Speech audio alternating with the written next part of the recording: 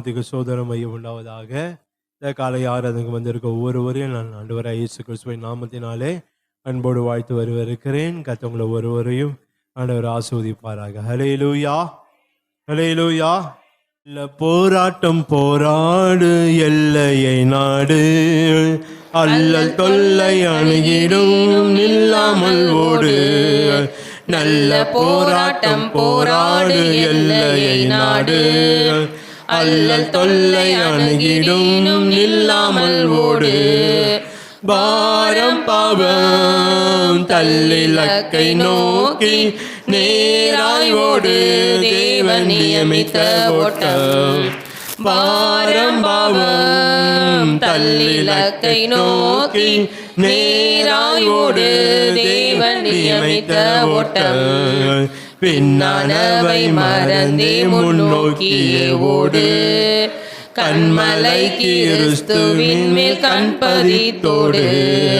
பின்னானவை மறந்தே முன்னோக்கியே ஓடு, கண்மலை கிறிஸ்துவின் மேல் கண்பதித்தோடு. பாரம் பாவம் சத்தத்தை நோக்கி நேராய் ஓடு, தேவன் நியமித்த ஓட்டம். பாரம் பாவம் தள்ளிலக்கை நோக்கி நேராய் ஓடு, தேவன் நியமித்த ஓட்டம். இச்சை அடக்கி ஓடிடுவாய் இங்கு யாவிலும், உச்சிதமான அழியா கிரீடம் உனக்குண்டே. இச்சை அடக்கி ஓடிடுவாய் இங்கு யாவிலும், உச்சிதமான அழியா கிரீடம் உனக்குண்டே. பாரம் பாவம் தள்ளிலக்கை நோக்கி நேராய் ஓடு, தேவன் நியமித்த ஓட்டம். பாரம் பாவம் தள்ளிலக்கை நோக்கி நேராய் ஓடு, தேவன் நியமித்த ஓட்டம். எச்சமயத்திலும் சாத்தான் இடரல் செய்யும், நிச்சயத்துடனே ஓடி பெறுவாய் பரிசை. எச்சமயத்திலும் சாத்தான் இடரல் செய்யும், நிச்சயத்துடனே ஓடி பெறுவாய் பரிசை. பாரம் பாரம் தள்ளிலக்கை நோக்கி நேராய் ஓடு, தேவன் நியமித்த ஓட்டம். பாரம் பாரம் தள்ளிலக்கை நோக்கி நேராய் ஓடு, தேவன் நியமித்த ஓட்டம். காடு மேடு கண்டு அஞ்சி கலைத்து நில்லாதே, கூடுதல் பலனறி குதித்தே ஓடுவாய். காடு மேடு கண்டு அஞ்சி கலைத்து நில்லாதே, கூடுதல் பலனறி குதித்தே ஓடுவாய். பாரம் பாவம் தள்ளிலக்கை நோக்கி நேராய் ஓடு, தேவன் நியமித்த ஓட்டம். பாரம் பாவம் தள்ளிலக்கை நோக்கி நேராய் ஓடு, தேவன் நியமித்த ஓட்டம். அசைந்து மாறும் இந்த லோக பந்த கலைந்து, அசைவில்லாத நாட்டை நோக்கி ஆவலாய் ஓடு. அசைந்து மாறும் இந்த லோக பந்தம் கலைந்து, அசைவில்லாத நாட்டை நோக்கி ஆவலாய் ஓடு. பாரம் பாவம் தள்ளிலக்கை நோக்கி நேராய் ஓடு, தேவன் நியமித்த ஓட்டம். பாரம் பாவம் தள்ளிலக்கை நோக்கி நேராய் ஓடு, தேவன் நியமித்த ஓட்டம். அக்கம் பக்கம் பார்த்திட்டாலும் அடைவாய் தோல்வியே, எக்காலந்தோணிக்கும் வரை எதிர்நோக்கி ஓடு. அக்கம் பக்கம் பார்த்திட்டாலும் அடைவாய் தோல்வியே, எக்காலந்தோணிக்கும் வரை எதிர்நோக்கி ஓடு. பாரம் பாவம் தள்ளிலக்கை நோக்கி நேராய் ஓடு, தேவன் நியமித்த ஓட்டம். பாரம் பாவம் தள்ளிலக்கை நோக்கி நேராய் ஓடு, தேவன் நியமித்த ஓட்டம்.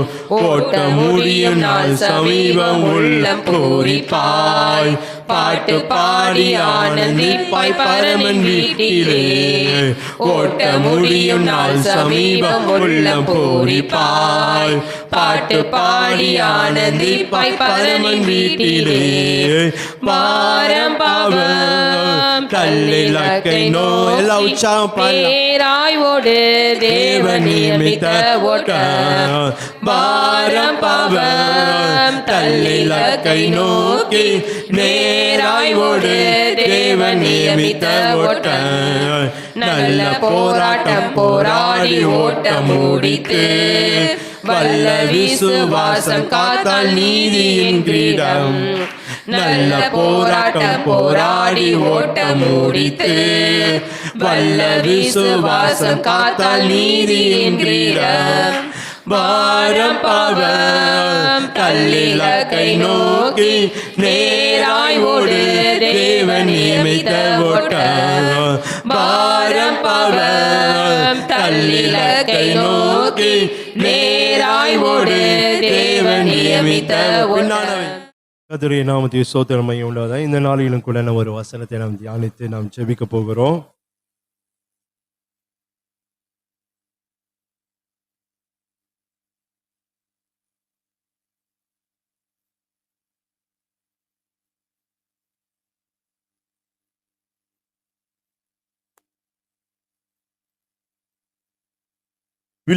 பிலிப்பியர் 3ஆம் அதிகாரம் தெரிந்த ஒரு வசனம் தான் இந்த நாளில் நாம் தியானிக்க போகிறோம். பிலிப்பியர் 3ஆம் அதிகாரம் 12ஆம் வசனத்திலிருந்து 14ஆம் வசனம் வரைக்கும் நான் வாசிக்கிறேன். பிலிப்பியர் 3ஆம் அதிகாரம் 12ஆம் வசனம் முதற்கொண்டு 14ஆம் வசனம் வரைக்கும்.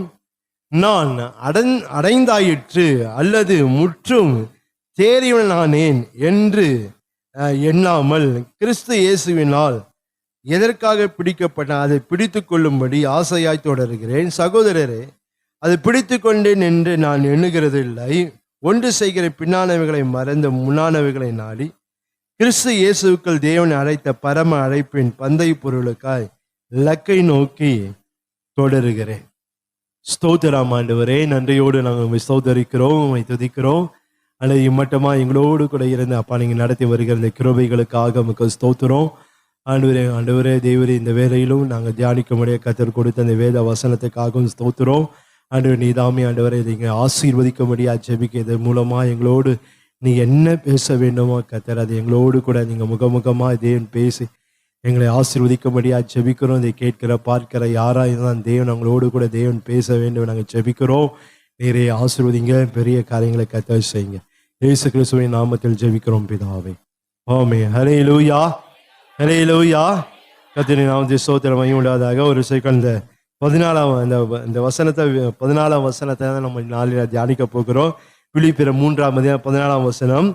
கிறிஸ்து இயேசுவுக்குள் தேவனை அழைத்த பரம அழைப்பின் பரந்த பொருளுக்காக லக்கை நோக்கி தொடருகிறேன். ஹல்லேலூயா. லக்கை நோக்கி, லக்கை நோக்கி என்ற தலைப்பின் கீழே தான் இந்த நாளில நாம் பார்க்க போகிறோம்.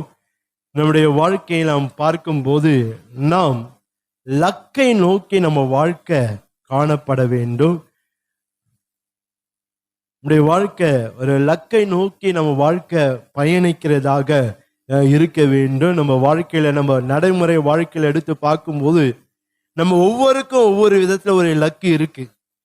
அந்த லக்கை நோக்கி தான் நம்ம என்ன செய்து கொண்டு இருக்கிறோம், ஒவ்வொரு நாளும் நாம் ஓடிக்கொண்டிருக்கிறோம். பாருங்களேன், லக்கு இல்லாம இந்த லக்கு இல்லாம ஒருவர் என்ன செய்கிறது இல்லை, ஓடுகிறது இல்லை. சகோதரர்களை எடுத்து பார்க்கும்போது அவங்களுக்கு ஒரு லக்கு இருக்கு பாருங்க. காலை எழுந்தோடனே என்ன செய்யணும், அவங்க வேலைக்கு போகணும். இந்த லக்கோட ஓடுகிறார்கள். இந்த வேலையை எழுந்த உடனே ஆட்டோமேட்டிக்கான அந்த வேலைக்கு கிளம்பணும் என்ற அந்த நிலை வருது பாருங்க. ஒரு லக்கு இருக்கு, ஒவ்வொரு நாளும் வேலைக்கு போகணும், ஒரு லக்கு இருக்கு. சகோதரிமார்களுக்கு ஒரு லக்கு இருக்கு, ஒவ்வொரு நாளும் என்ன செய்யணும், சமையல் முடிச்சு ஆடணும். அந்த லக்கு இருக்கு பாருங்க. அது முடிக்காம நம்ம என்ன செய்ய மாட்டோம், அந்த வேலையை முடிக்காம நம்ம என்ன செய்ய மாட்டோம், அமரவே மாட்டோம் பாருங்களேன். ஏன்னா ஒரு லக்கு, அது முடிச்சு ஆகணும். இந்த வேலையை இத்தனை மணிக்குள்ள இந்த நேரத்துக்குள்ள என்ன செய்யணும், முடிச்சு ஆகணும் என்ற ஒரு லக்கை வச்சிருக்கிறோம். அந்த லக்கை நோக்கி தான் என்ன செய்யறோம், நம்மளுடைய வாழ்க்கை பயணிக்கிறத பார்க்க. எவ்வளவுதான் பலவீனங்கள் வந்தாலும், எவ்வளவுதான் போராட்டம் வந்தாலும் அதை நோக்கி நம்ம என்னதான் செய்து கொள்ளுகிறோம்? ஒவ்வொரு நாளும் நான் ஓடிக்கொண்டு தான் இருக்கிறேன் தவிர எனக்கு பலவீனம் இருக்கு, எனக்கு இன்னைக்கு வேலை என்னால் செய்ய முடியாது என்று சொல்லி நம்ம அப்படியே இருக்கிறதுல பாருங்க. என்னதான் பலவீனம் இருந்தாலும் நாம் அந்த வேலைகளை செய்து கொண்டு தான் இருக்கிறோம், அந்த காரியங்களை செய்து கொண்டு தான் இருக்கிறோம். அதே போல படிக்கிற பிள்ளைகளும் பார்க்கும்போது என்னதான் அவங்களுக்கு பலவீனாலும் படிக்கிற பிள்ளைங்க என்ன செய்ய அந்த படிப்பை நோக்கி போய் கொண்டு தானே. ஏன்னா ஒரு லக்கு இருக்கு, அந்த லக்கை நோக்கி தான் என்ன செய்து கொண்டு நம்ம வாழ்க்கை ஒவ்வொரு நாளும் ஓடிக்கொண்டு இருக்கிறது. நம்முடைய காரியங்கள், நம்முடைய செயல்கள், நம்முடைய கிரியைகள் எல்லாமே அந்த லக்கை சார்ந்து அந்த லக்கை நோக்கி தான் காணப்படுகிறத இந்த நம்ம வாழ்க்கை நடைமுறையில நம்ம வாழ்க்கையில நம்ம பார்க்கிறோம். அது போலதான் இந்த ஆவிக்குரிய பயணத்திலும் இந்த ஆவிக்குரிய ஜீவித்திலும் ஒரு லக்கு நமக்கு இருக்கு. அந்த லக்கை நோக்கி நாம் ஒவ்வொரு நாளும் நம்முடைய வாழ்க்கை பயணிக்கிறதா இருக்க வேண்டும். ஒவ்வொரு நாளும் அதை சார்ந்து ஜீவிக்கிறவர்களாக, ஒவ்வொரு நாளும் அதை சார்ந்து நம்முடைய செயல்கள், நம்முடைய கிரியைகள், நம்முடைய செயல்பாடுகள் எல்லாம் அதை சார்ந்தே இருக்க வேண்டும் பாருங்க. ஏனென்றால் நம்முடைய வாழ்க்கையில லக்கு இல்லை என்றால், அந்த இலக்கு இல்லை என்றால் நம்முடைய வாழ்க்கையில எதையும் செய்ய முடியாது பாருங்களேன். எதையும் நம்மளால செய்ய முடியாது. இப்போ நம்ம உதாரணத்துக்கு நம்ம பார்க்கும்போது இதெல்லாம் ஒரு இடத்துக்கு போன நம்ம இலக்கு நமக்கு இருந்தாதான் அந்த இடத்துக்கு போக முடியும். இல்லை என்றா சரி நான் எங்கன்னா போறோம்ப்பா அப்படின்னா என்ன செய்ய முடியும்? எந்த இடத்துக்கு போக முடியாது பாருங்க. நம்ம அங்கே எங்க சுத்தின்னு தான் இருக்கணும். நம்ம எந்த இடத்துக்கு போன அந்த இலக்கு நமக்கு இருக்கிறதோ இருந்தாதான் அந்த இடத்துக்கு நம்ம என்னதான் சிரமப்பட்டாலும் அந்த இடத்துக்கு நம்ம என்ன செய்யலாம்? நம்மளால போக முடியும். ஆனா இலக்கு நமக்கு ஒண்ணுமே இல்லை என்றால் நம்முடைய வாழ்க்கை எவ்வளவு எளிதான காரியமா இருந்தாலும் நம்ம எங்கேயும் போக முடியாது, எதையும் செய்ய முடியாது. ஹல்லேலூயா, ஹல்லேலூயா சொல்லாமே, ஹல்லேலூயா. அதனால நம்மளுடைய வாழ்க்கை நம்ம பார்க்கிறோம், நம்முடைய வாழ்க்கை அந்த லக்கு நமக்கு நம்முடைய வாழ்க்கையில மிகவும் முக்கியம். அதனால இந்த ஆவிக்குரிய பிரயாணத்துல, இந்த ஆவிக்குரிய ஜீவித்துல அல்லது இந்த பரலோக போகிற பிரயாணத்துல நமக்கென்று சில லக்கு நம்முடைய வேதத்துல இருக்கிறது. இந்த லக்கை நோக்கி நம்ம ஓடுகிற ஜனங்களாக இருக்க வேண்டும். ஏனென்றால் லக்கு எனக்கு இல்லாம இருக்குமானால் என் ஓட்டம் தாறுமாறாய் இருக்கும், என் ஓட்டம் சீராய் இருக்காது, என் ஓட்டம் ஒழுங்காய் இருக்காது, என் ஓட்டம் அழகாய் இருக்காது பாருங்களேன். அதனால்தான் இங்க நான் பார்க்க பவுல் என்று சொல்லும் போது நான் லக்கை நோக்கி நான் தொடருகிறேன் என்று சொல்லி இங்க இந்த வேதத்துல இங்க சொல்லுகிறதை நீங்க நம்மளால பார்க்க முடியும். அதான் நம்முடைய ஆவிக்குரிய இந்த பிரயாணத்துல, இந்த பரலோக பிரயாணத்துல நான் லக்கை நோக்கி ஓடுனாதான் என்னுடைய ஓட்டம் சீராய் இருக்கும், என்னுடைய ஓட்டம் அழகா இருக்கும், என்னுடைய ஓட்டம் நல்லா சிறப்பா இருக்கும் பாருங்க. இல்லை என்றால் என் ஓட்டம் தாறுமாறாய் காணப்படும். நான் எங்க ஓடுகிறேன் கூட நமக்கு தெரியாம நம்மளுடைய வாழ்க்கை காணப்படும் பாருங்க. அதே நம்முடைய வாழ்க்கையில விசுவாசிகளாகிய நாம் ஆண்டவராய் இயேசுவை பின்பற்ற நம்முடைய வாழ்க்கையில அந்த லக்கை ஒரு நாள் நம்ம தவற விடக்கூடாது, அந்த லக்கை ஒரு நாள் நம்ம மறந்து போகக்கூடாது, அந்த லக்கை நம்ம ஒரு நாள் நம்ம அசட்டை பண்ணக்கூடாது. நம்ம கண்கள், நம்ம சிந்தை, எண்ணங்கள், மனம், நம்முடைய செயல்கள், நம்முடைய கிரியைகள், நம்முடைய ஜீவனம் எல்லாம் அந்த லக்கை நோக்கி, அந்த லக்கை சார்ந்து, அந்த லக்கை பின்னாடியே தான் நம்முடைய வாழ்க்கை காணப்பட வேண்டும். அப்போதுதான் அந்த லக்கை நோக்கி, அந்த லக்கை நான் போய் அடைய முடியும், அந்த லக்கை நான் என்னால சுதந்திரிக்க முடியும். ஹல்லேலூயா, பார்க்கிறோம் 1 கொரிந்தியர் 9:26 பார்க்கிறோம். நான் நிச்சயம் இல்லாதவனாக ஓடேன், ஆகாயத்தை அடைக்கிறவனாக சிலம்பம் பண்ணி. நம்ம நிச்சயம் இல்லாம அப்படியே ஒரு லக்கு இல்லாம நம்ம ஆவிக்குரிய ஜீவித்தில் நம்ம இருக்கவே கூடாது. சில இலக்கை கத்த நமக்காக வைத்திருக்கிறார். இந்த வசனத்துல சொல்லப்பட்டு இருக்கிறது, இந்த வேதம் சொல்லுகிறது. அதை நோக்கி நம்ம வாழ்க்கை காணப்பட வேண்டும். என் கண்கள் அதை நோக்கி இருக்க வேண்டும், என் சிந்தைகள் அதை நோக்கி இருக்க வேண்டும். ஒருவேளை நான் தொடர்கிறேன், நான் எனக்கு முன்பாக வைத்திருக்க அந்த லக்கை நான் தொடரும்படியாக சில நெருக்கங்கள் இருக்கலாம், சில போராட்டங்கள் இருக்கலாம், சில அந்த பாதையில ஒருவேளை கஷ்டங்கள் இருக்கலாம். ஆனாலும் அதுதான் என்னுடைய லக்கா இருக்குமானால் நான் அதை ஒரு நாளும் விடாமல் அதை பின்தொடர்கிறவனாய் இருக்க வேண்டும். ஹல்லேலூயா, ஹல்லேலூயா. அதனால நம்முடைய லக்கை நம்ம அறிந்து அந்த லக்கை நோக்கி நாம் ஓடுகிற நம்ம செயல்கள் எல்லாமே அதை சார்ந்ததாய் நாம் காணப்பட, என் வாழ்க்கை அந்த லக்கை சார்ந்ததாய் இருந்தாதான் நாம் அந்த நித்திய ராஜ்யத்தை, நித்திய ஜீவனை நம்மால சுதந்திரித்து கொள்ள முடியும். ஹல்லேலூயா. இங்க நாம் பார்க்கிறோம், நான் நிச்சயம் இல்லாத நான் ஓடு ஆகாயத்தை அடிக்கிறவன சிலமம் எனக்குன்னு ஒரு லக்கு இருக்கு, அதை நோக்கி என் வாழ்க்கை காணப்படும் என்று சொல்லி இந்த வேதத்தில் நம்மால பார்க்க முடியும். அதே போல 2 தீமோத்தேயு 2 அதிகாரம் 2 தீமோத்தேயு 2 அதிகாரம் 5 பார்க்கிறோம், மேலும் ஒருவன் மல்யுத்தம் பண்ணினாலும் சட்டத்தின்படி பண்ணாவிட்டால் முடிசூட்டப்படான். மல்யுத்தம் பண்றதுக்கு ஒரு லக்கு இருக்கு, இப்படிதான் மல்யுத்தம் பண்ண வேண்டும் என்று ஒரு லக்கு வச்சிருக்கிறாங்க. அதன்படிதான் அவன் செய்யணும்.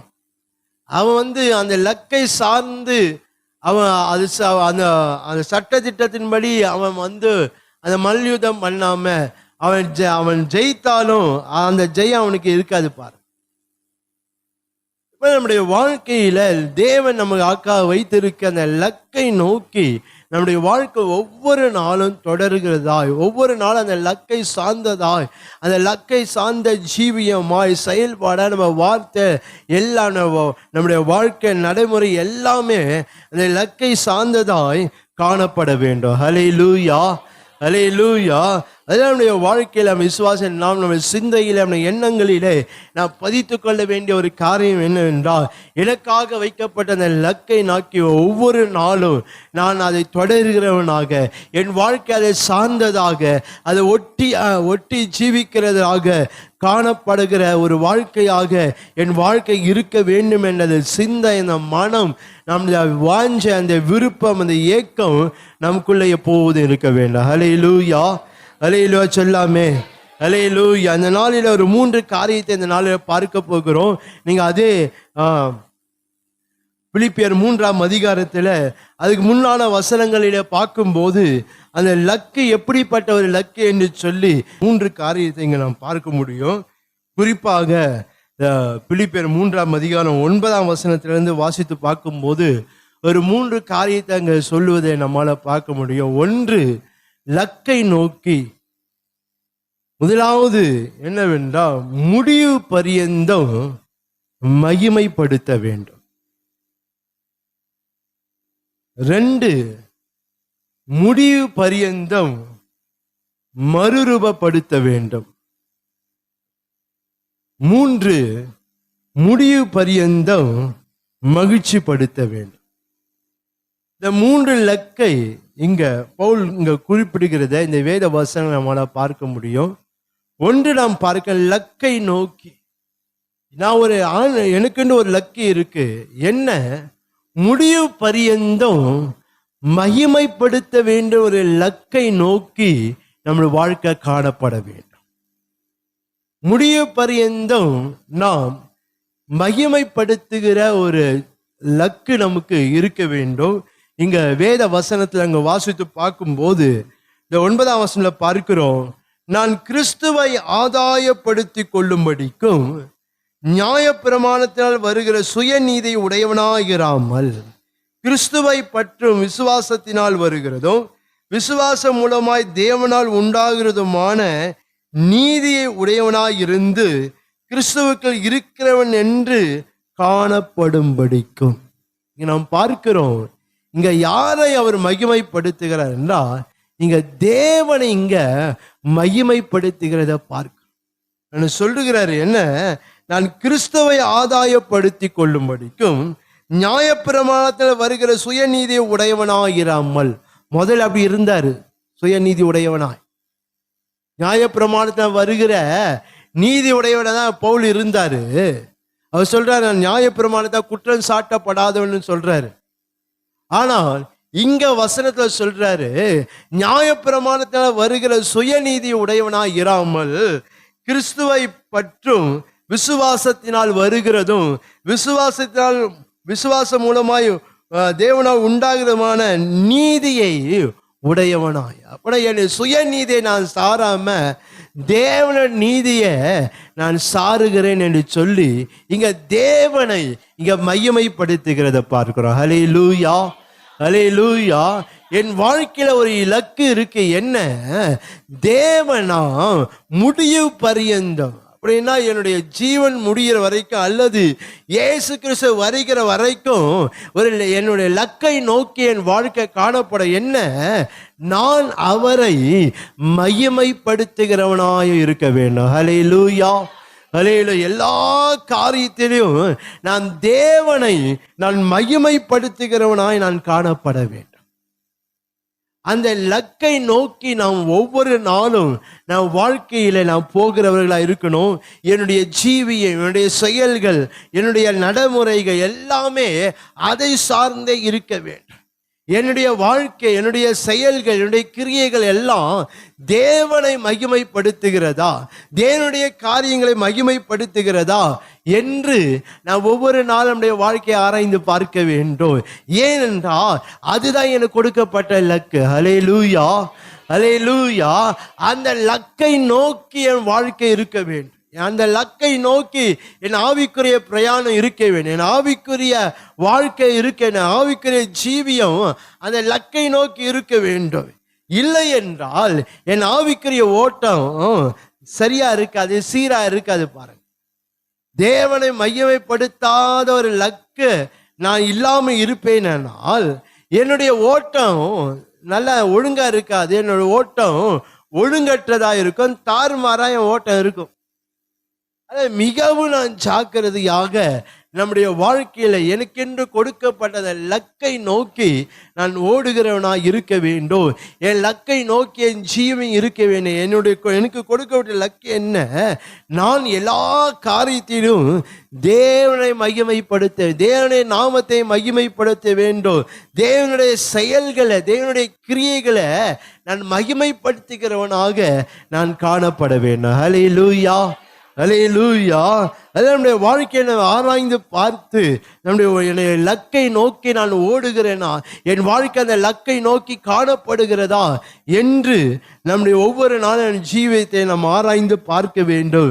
வேதம் சொல்லுகிறது, 1 கொரிந்தியர் 6ஆம் அதிகாரம் 20ஆம் வசனத்துல அந்த வேதத்தில் நாம் பார்க்கும்போது,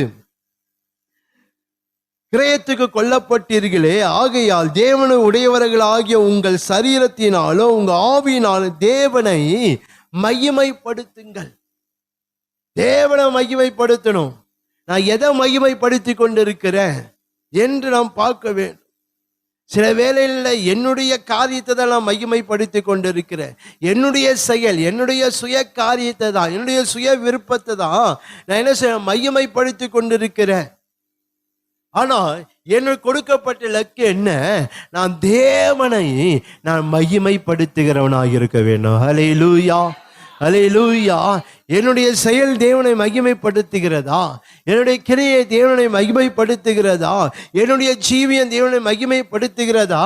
நான் எங்க ஐக்கியமா இருக்கிறேன், எங்க உறவா இருக்கிறேன், அதெல்லாம் தேவனை மகிமைப்படுத்துகிறதா இருக்கிறதா என்று நான் ஒவ்வொரு நாளும் நம்முடைய வாழ்க்கை ஆராய்ந்து பார்க்க. அதை சார்ந்துதான் என் வாழ்க்கை ஓடிக்கொண்டிருக்கு, அதை சார்ந்துதான் என் ஜீவன் இருக்கிறதா? இல்ல, நான் மற்ற காரியங்களை மகிமைப்படுத்தி கொண்டிருக்கிறேன். சில வேளையில எனக்கு கொடுக்கப்பட்டிருக்கிற ஆசீர்வாதத்தை தான் நான் என்ன செய்யறேன்? மகிமைப்படுத்தி கொண்டிருக்கிறேன். எனக்கு கொடுக்கப்பட்ட வேலை, எனக்கு கொடுக்கப்பட்ட வியாபாரம், தொழில், எனக்கு கொடுக்கப்பட்ட படிப்பு, இதையெல்லாம் நான் என்ன செய்கிறேன்? மேன்மைப்படுத்தி கொண்டிருக்கிறேன், அதை தான் மகிமைப்படுத்தி கொண்டிருக்கிறேன். ஆனா வேதம் சொல்லுகிறது என்னவென்றால், பூமியில ஒருத்தன் மேன்மைப்படுத்த வேண்டும் என்றால் கர்த்தரை குறித்து என்ன செய்ய வேண்டுமா? அவன் மேன்மைப்படுத்த வேண்டும் என்று வேதம் சொல்லுகிறது. 2 கொரிந்தியர் 10ஆம் அதிகாரம் 17ஆம் வசனத்துல பார்க்கிறோம், மேன்மை பாராட்டுகிறவன் கர்த்தரை குறித்தே மேன்மை பாராட்ட கடவன். மகிமைப்படுத்துறேன் யாரைய? தேவனை தான் மகிமைப்படுத்த வேண்டும். தேவனுடைய காரியத்தை தான் மகிமைப்படுத்த வேண்டுமே தவிர நம்முடைய சுய காரியத்தையோ இந்த உலக காரியத்தையோ அது தேவனும் கொடுக்கப்பட்ட காரியங்களை நம்ம என்ன செய்யக்கூடாது? அதை நாம் மகிமைப்படுத்தக்கூடாது. அடுத்த வசனம் சொல்ல 2 கொரிந்தியர் 10ஆம் அதிகாரம் 17ஆம் வசனம் பார்க்க 18ஆம் வசனம் பார்க்கிறோம், தன்னைத்தான் புகழறவன் உத்தமன் அல்ல, கர்த்தரால் புகழப்படுகிறவனே உத்தமன். நம்ம அல்ல, தேவன் என்னை என்ன செய்யணும்?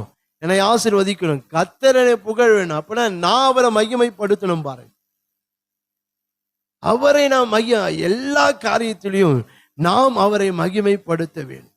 அவர் முதலிடம் கொடுக்கிறது இல்லை, அவரை தேடுகிறது இல்லை, அவர் மேல் நம்பிக்கையை வைக்கிறது இல்லை, அவர் மேல் விசுவாசம் வைக்கிறது இல்லை. எல்லாவற்றிலும் நாம் அவருக்கு மகிமை செலுத்த, அவரை மகிமைப்படுத்துற மாதிரி நம்ம வாழ்க்கை இருக்கணும், நம்ம செயல் இருக்கணும்.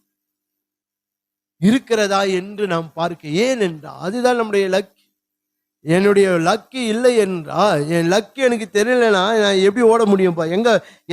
எதை நோக்கி ஓட போறேன்? நான் பார்க்கணும் பாருங்க, ஓட முடியாது பாருங்க. எப்படியா ஓடின்னு போயிருக்க வேண்டியதுதான். என்னுடைய லக்கு எனக்கு தெரியல, என்னுடைய லக்கு என்னன்னு எனக்கு தெரியல என்று நம்ம இருக்கிற பட்சத்திலே நம்முடைய ஓட்டம் ஒழுங்கா இருக்காது, அது ஒழுங்கற்று காணப்படும்.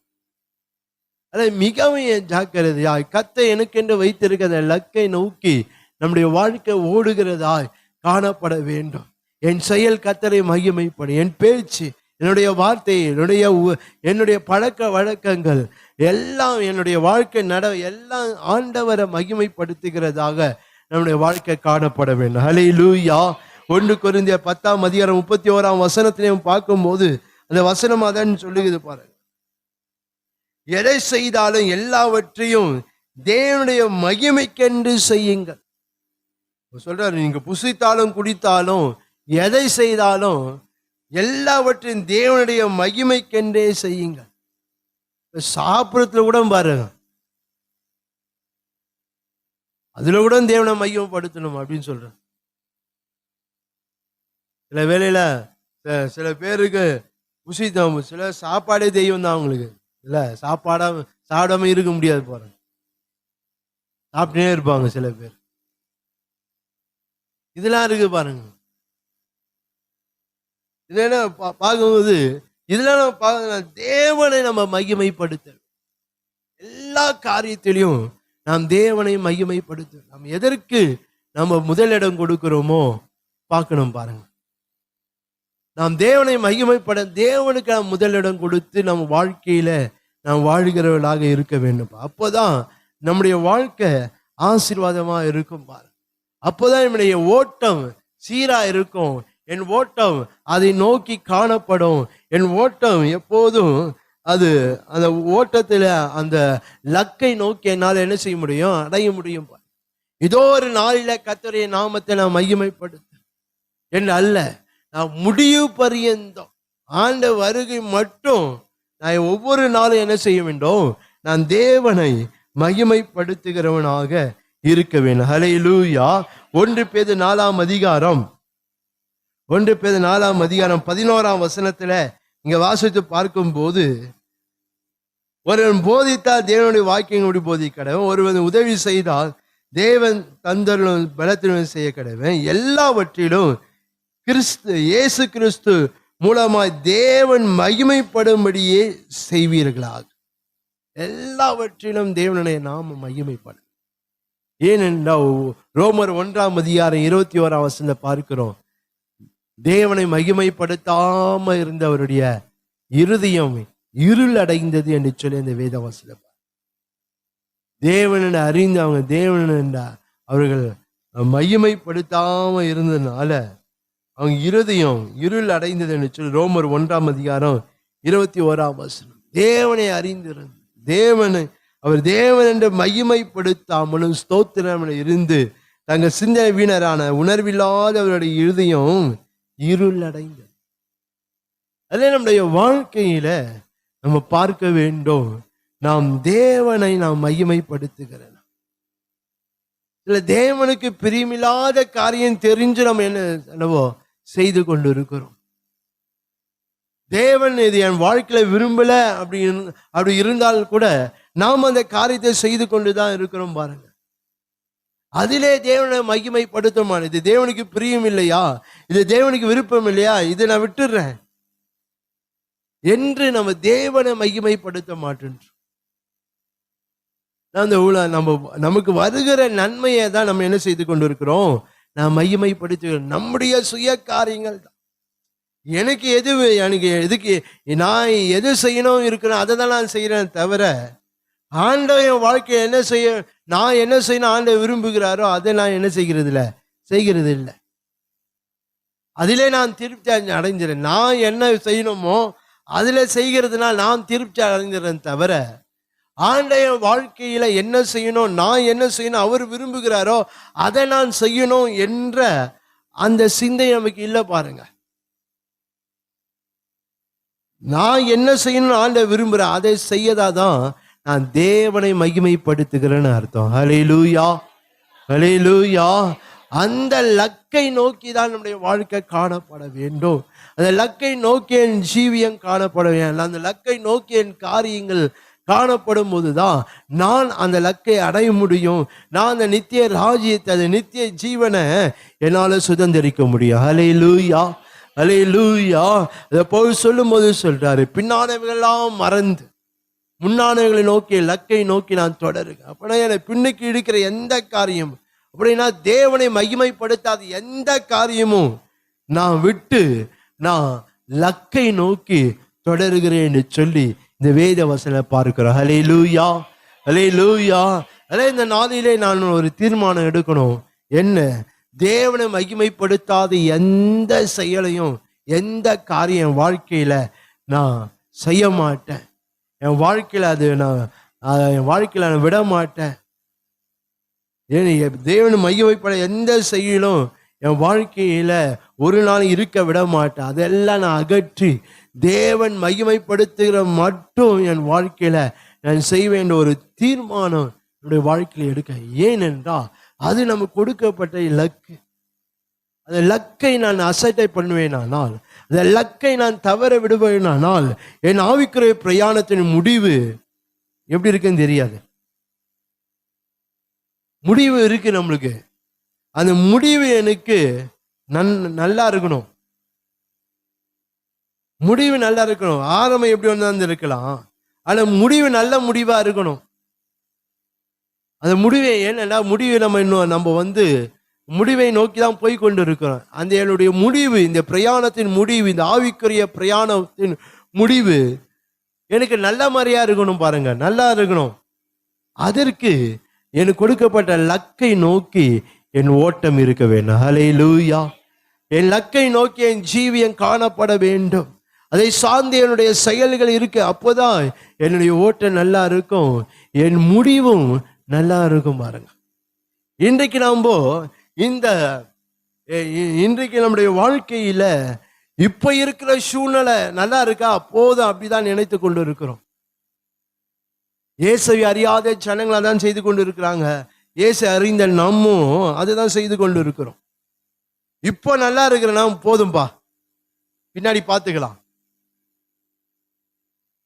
இயேசுவை அறியாதவங்களும் அப்படிதான் சொல்லி கொண்டு இருக்கிறாங்க.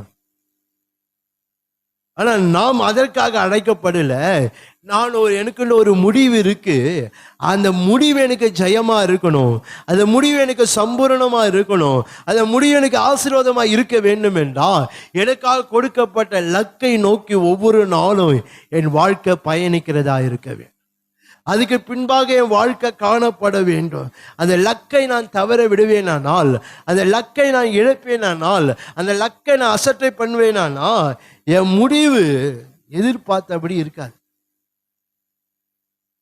நான் சொல்றேன், எனக்கு ஜீவகிரலாம் இருக்குன்னு சொல்றேன், எல்லாமே இருக்கு. ஆனா அந்த லக்கை நோக்கி என் வாழ்க்கை இல்லை என்றால் நான் எதிர்பார்த்த முடிவு கிடைப்பது கடினம்தான். அதான் அங்க பரிசுத்த ஆவியானவர் சொல்லுகிறார், என்ன? உன் லக்கை நோக்கி உன் ஜீவியம் இருக்க வேண்டும். ஒருவேளை அது கடினமாய் இருக்கலாம், ஒருவேளை அது எனக்கு விருப்பம் இல்லாம கூட இருக்கலாம். பாருங்களேன், ஆனால் அதிலே நாம் போகிறது தான் என்னுடைய முடிவு நல்லா இருக்கும். ஹல்லேலூயா, ஹல்லேலூயா. எனக்கு விருப்பம் இல்லைதான், எனக்கு இல்லை, ஆனாலும் அந்த லக்கை நோக்கி நான் போனாதான் என் முடிவு ஆசீர்வாதமா இருக்கும்.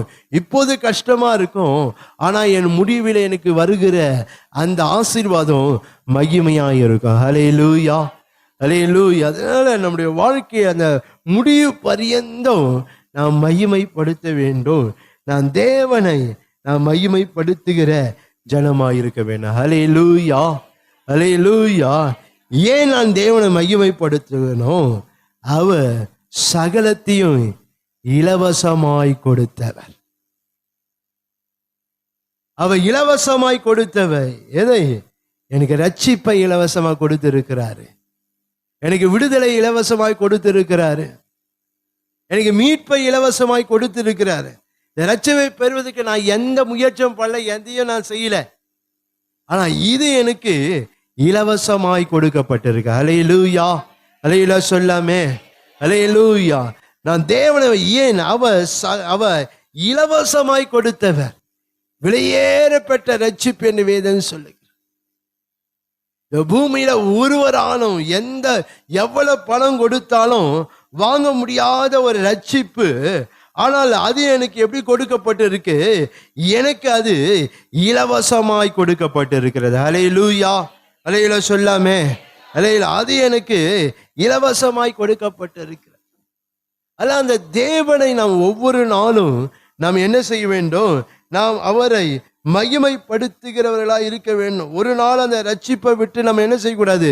நாம் ஒரு நாள் விலகக்கூடாது. பாருங்க, கர்த்தர் அன்னைக்கு கிருபையா ஒரு விடுதலை தந்திருக்கிறாரு. பாவத்திலிருந்து, சாபத்திலிருந்து எனக்கு விடுதலை தந்திருக்கிறாரு.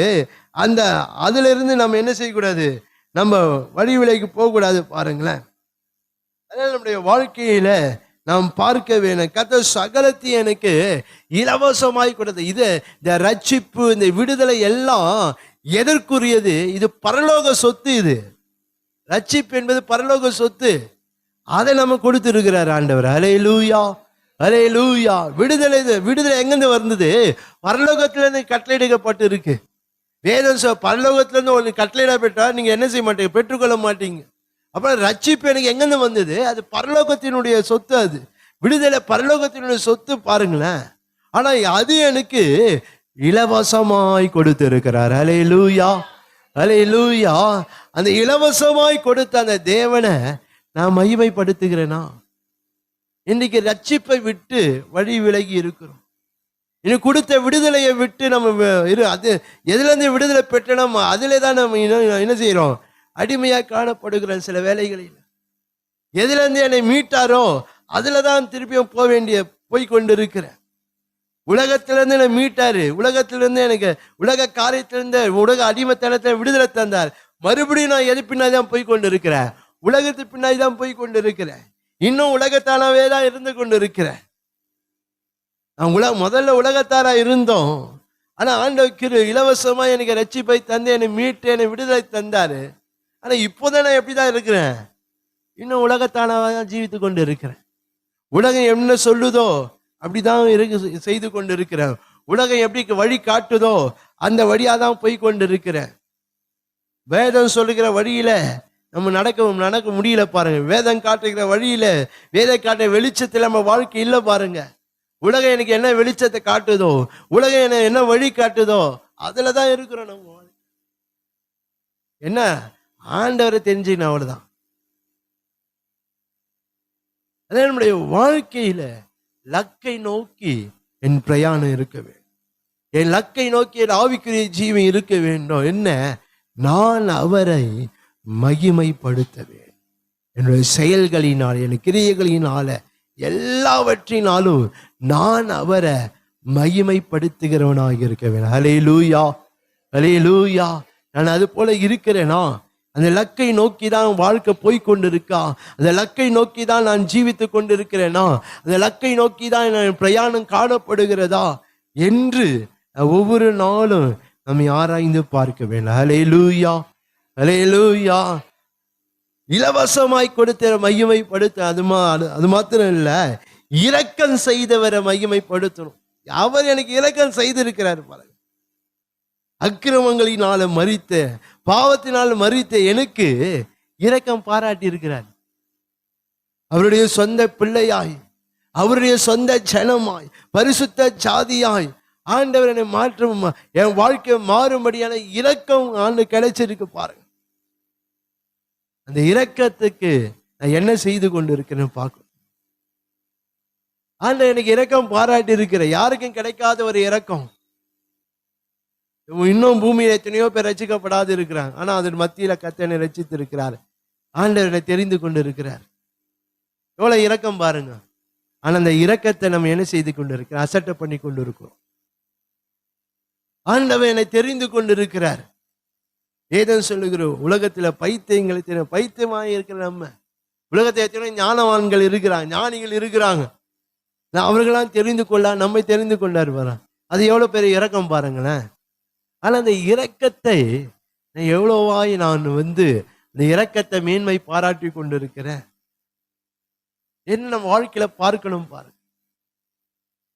இந்த இரக்கத்தை சில வேளையில நான் அசட்டை பண்ணி கொண்டுதான் இருக்கிறேன். ஏன்னா அவர் அழைத்து இருக்கிறார். அந்த காலத்தில் இருள் இருந்து என்ன அழைத்து இருக்கிறார். சில இன்னைக்கு இந்த சூழ்நிலை சொந்தக்காரர் கூட நம்ம அழைக்க மாட்டாங்க பாருங்க. ஆனா ஒன்று இல்லாத இருக்கிற நம்மையும் ஆண்டவர் என்ன செய்திருக்கிறாரு? நமக்கு அவர் மதிப்பு கொடுத்து நம்மை அழைத்து இருக்கிறார். பரிசுத்த அழைப்பினால அவர் அழைத்தார் என்று வேதம் சொல்லுது பாருங்களேன். தேவனை என்னை அழைப்பதற்கு, இந்த மண்ணான மனுஷனா என்னை அழைப்பதற்கு பரலோகத்தில் இருக்கிற தம்முடைய மகிமையெல்லாம் விட்டு மனுஷ ரூபம் எடுத்து வர வேண்டியதா இருந்தது பாரு. இவ்வளவு பெரிய காரியம். எதற்கு? என்ன அந்த மனுஷனை அழைப்பதற்கு, என் பின்னாடி வா, இந்த 2 வார்த்தை சொல்லி அழைப்பதற்கு அவர் அவ்வளோ பெரிய காரியத்தை செய்திருக்கிறார். அல்லேலூயா, அல்லேலூயா. ஆனால் நான் எவ்வளவாய் நான் அந்த என் மேல வைத்த அந்த இரக்கத்திற்கு நான் எவ்வளவாய் அவரை மகிமைப்படுத்தி கொண்டிருக்கிறேன் பார்க்கணும். என்னை அழைத்து இருக்கிறேன், என்னை தெரிந்து கொண்டாரு. அந்த அழைப்பிலும் தெரிந்து கொள்வதிலும் நான் உறுதியா இருக்கிறேனா? நான் உறுதியா இருக்கிறேனா பார்க்கணும். எதற்காக தெரிந்து கொண்ட, எதற்காக அழைத்தார், அதிலே நான் உறுதியா இருக்கிறேனா என்று நம்முடைய வாழ்க்கையில அந்த இரக்கத்தை நம்ம சிந்தித்து பார்க்க வேண்டும். நான் அவரை அந்த ஆண்டவனுக்கு காண்பித்த அந்த அவர் இரக்கம் பாரு, அல்லது அவர் என்னை தெரிந்து கொள்வதற்கு, என்னை அழைப்பதற்கு என்னிடத்தில் எந்த நல்ல காரியம் இல்லை. நான் எதிலும் தகுதி இல்லை எனக்கு. ஆனா தேவன் என்னை அழைத்தார். அல்லேலூயா. அவர் என்னை தெரிந்து கொண்டார் பாரு. ஆனால் நாம் அந்த இரக்கத்துக்காக ஆண்டவரை எவ்வளவாய் நாம் மகிமைப்படுத்தி கொண்டிருக்கிறேன், அவரை எவ்வளவாய் நான் மகிமைப்படுத்துகிறேன் என்பதை நான் ஒவ்வொரு நாளும் நம்ம ஆராய்ந்து பார்க்க வேண்டும். ஆராய்ந்து பாருங்க. இன்றைக்கு அதெல்லாம் ஏதோ ஒரு சாதாரண ஒரு காரியமா நம்ம எடுத்துக்கொண்டு இருக்கிறோம். அவர் என்னை தெரிந்து கொண்டா, என்னை அழைத்திருக்கிறாரு. அந்த காரியங்களை நம்ம எவ்வளவு ஒரு அற்பமா நாம் எண்ணிக்கொண்டு இருக்கிறோம். நான் அது விலையேற பெற்றதா இருக்கும் என்பேனால் நான் எல்லாவற்றிலும் என்ன செய்வேன்? நான் தேவனை மகிமைப்படுத்துவேன். ஆனா அதெல்லாம் ஒரு அற்பமா எண்ணிக்கொண்டு இருக்கிறேன். சில வேளையில இந்த உலகத்தார் யாருன்னா ஒரு பெரிய ஆள் என்னை அழைச்சிட்டாக்கா நம்ம எவ்வளோ சந்தோஷம் பாருங்க. அவர் கொடுத்த அந்த அழைப்பு அப்படியே வச்சிருப்போம் பாருங்க. ஏன் அவ்வளோ பெரிய ஆள் என்ன செய்துகிறாரு? நம்ம அழைப்பு எல்லாருக்கும் காட்டணும்ல. ஒரு பெரிய ஆள் ஒரு இன்விடேஷன் கொடுத்துட்டா அந்த இன்விடேஷன் அப்படியே இருக்கும் நம்ம வீட்டில் பாருங்க. ஏன் அவ்வளோ பெரியவர் நம்ம என்ன செய்துக்கிற கொடுத்துருக்குற. ஆனா தேவன் எனக்கு ஒரு அழைப்பு கொடுத்துருக்கிறாரு. அந்த அழைப்பை குறித்து நான் எவ்வளவாய் கரிசனையா இருக்கிறேன், அந்த அழைப்பை குறித்து நான் விழிப்புள்ளவனாய் இருக்கிறேன் என்பதை நாம் ஆராய்ந்து பார்க்கிறேன். அதான் ஒவ்வொரு நாளும் நான் தேவனை மகிமைப்படுத்துகிறனா இருக்கேன். ஏனென்றால் அவர் எனக்கு இரக்கம் செய்திருக்கிறார். அது மாத்திரம் அல்ல, அவர் தேவனை மகிமைப்படு. ஏனென்றால் அவர் இருக்கிறவராகவே இருக்கிறேன் என்றவர். அவன் கூட இருக்கிறேன்னு சொல்லி இருக்கிறார். அல்லேலூயா, அல்லேலூயா சொல்லாம உலகத்தை முடிவு பறைந்த சகல நாட்களிலும் நான் உன் கூட இருக்கிறேன்னு சொல்லியிருக்கிறேன். அந்த இருக்கிறவராக இருக்கிறேன்றவ கூட இருக்கிறாரு. ஆனா அவரை மகிமைப்படுத்த மாட்டோம். இன்னைக்கு நம்ம கொஞ்சம் நம்ம வாழ்க்கையில கொஞ்சம் தரம் நம்ம கீழே இறங்கிச்சுனாக்கா, கொஞ்சம் வாழ்க்கையில கொஞ்சம் சரிஞ்சுட்டா கூட நம்ம யாரு கூட நம்ம கூட யாரும் என்ன செய்ய மாட்டாங்க, இருக்க மாட்டாங்க. ஆனா நீ எந்த நிலையில இருந்தாலும் நான் உன் கூட இருக்கிறவராகவே இருப்பேன் என்று சொன்ன அந்த தேவன் நம்ம கூட தான் இருக்கிறாரு.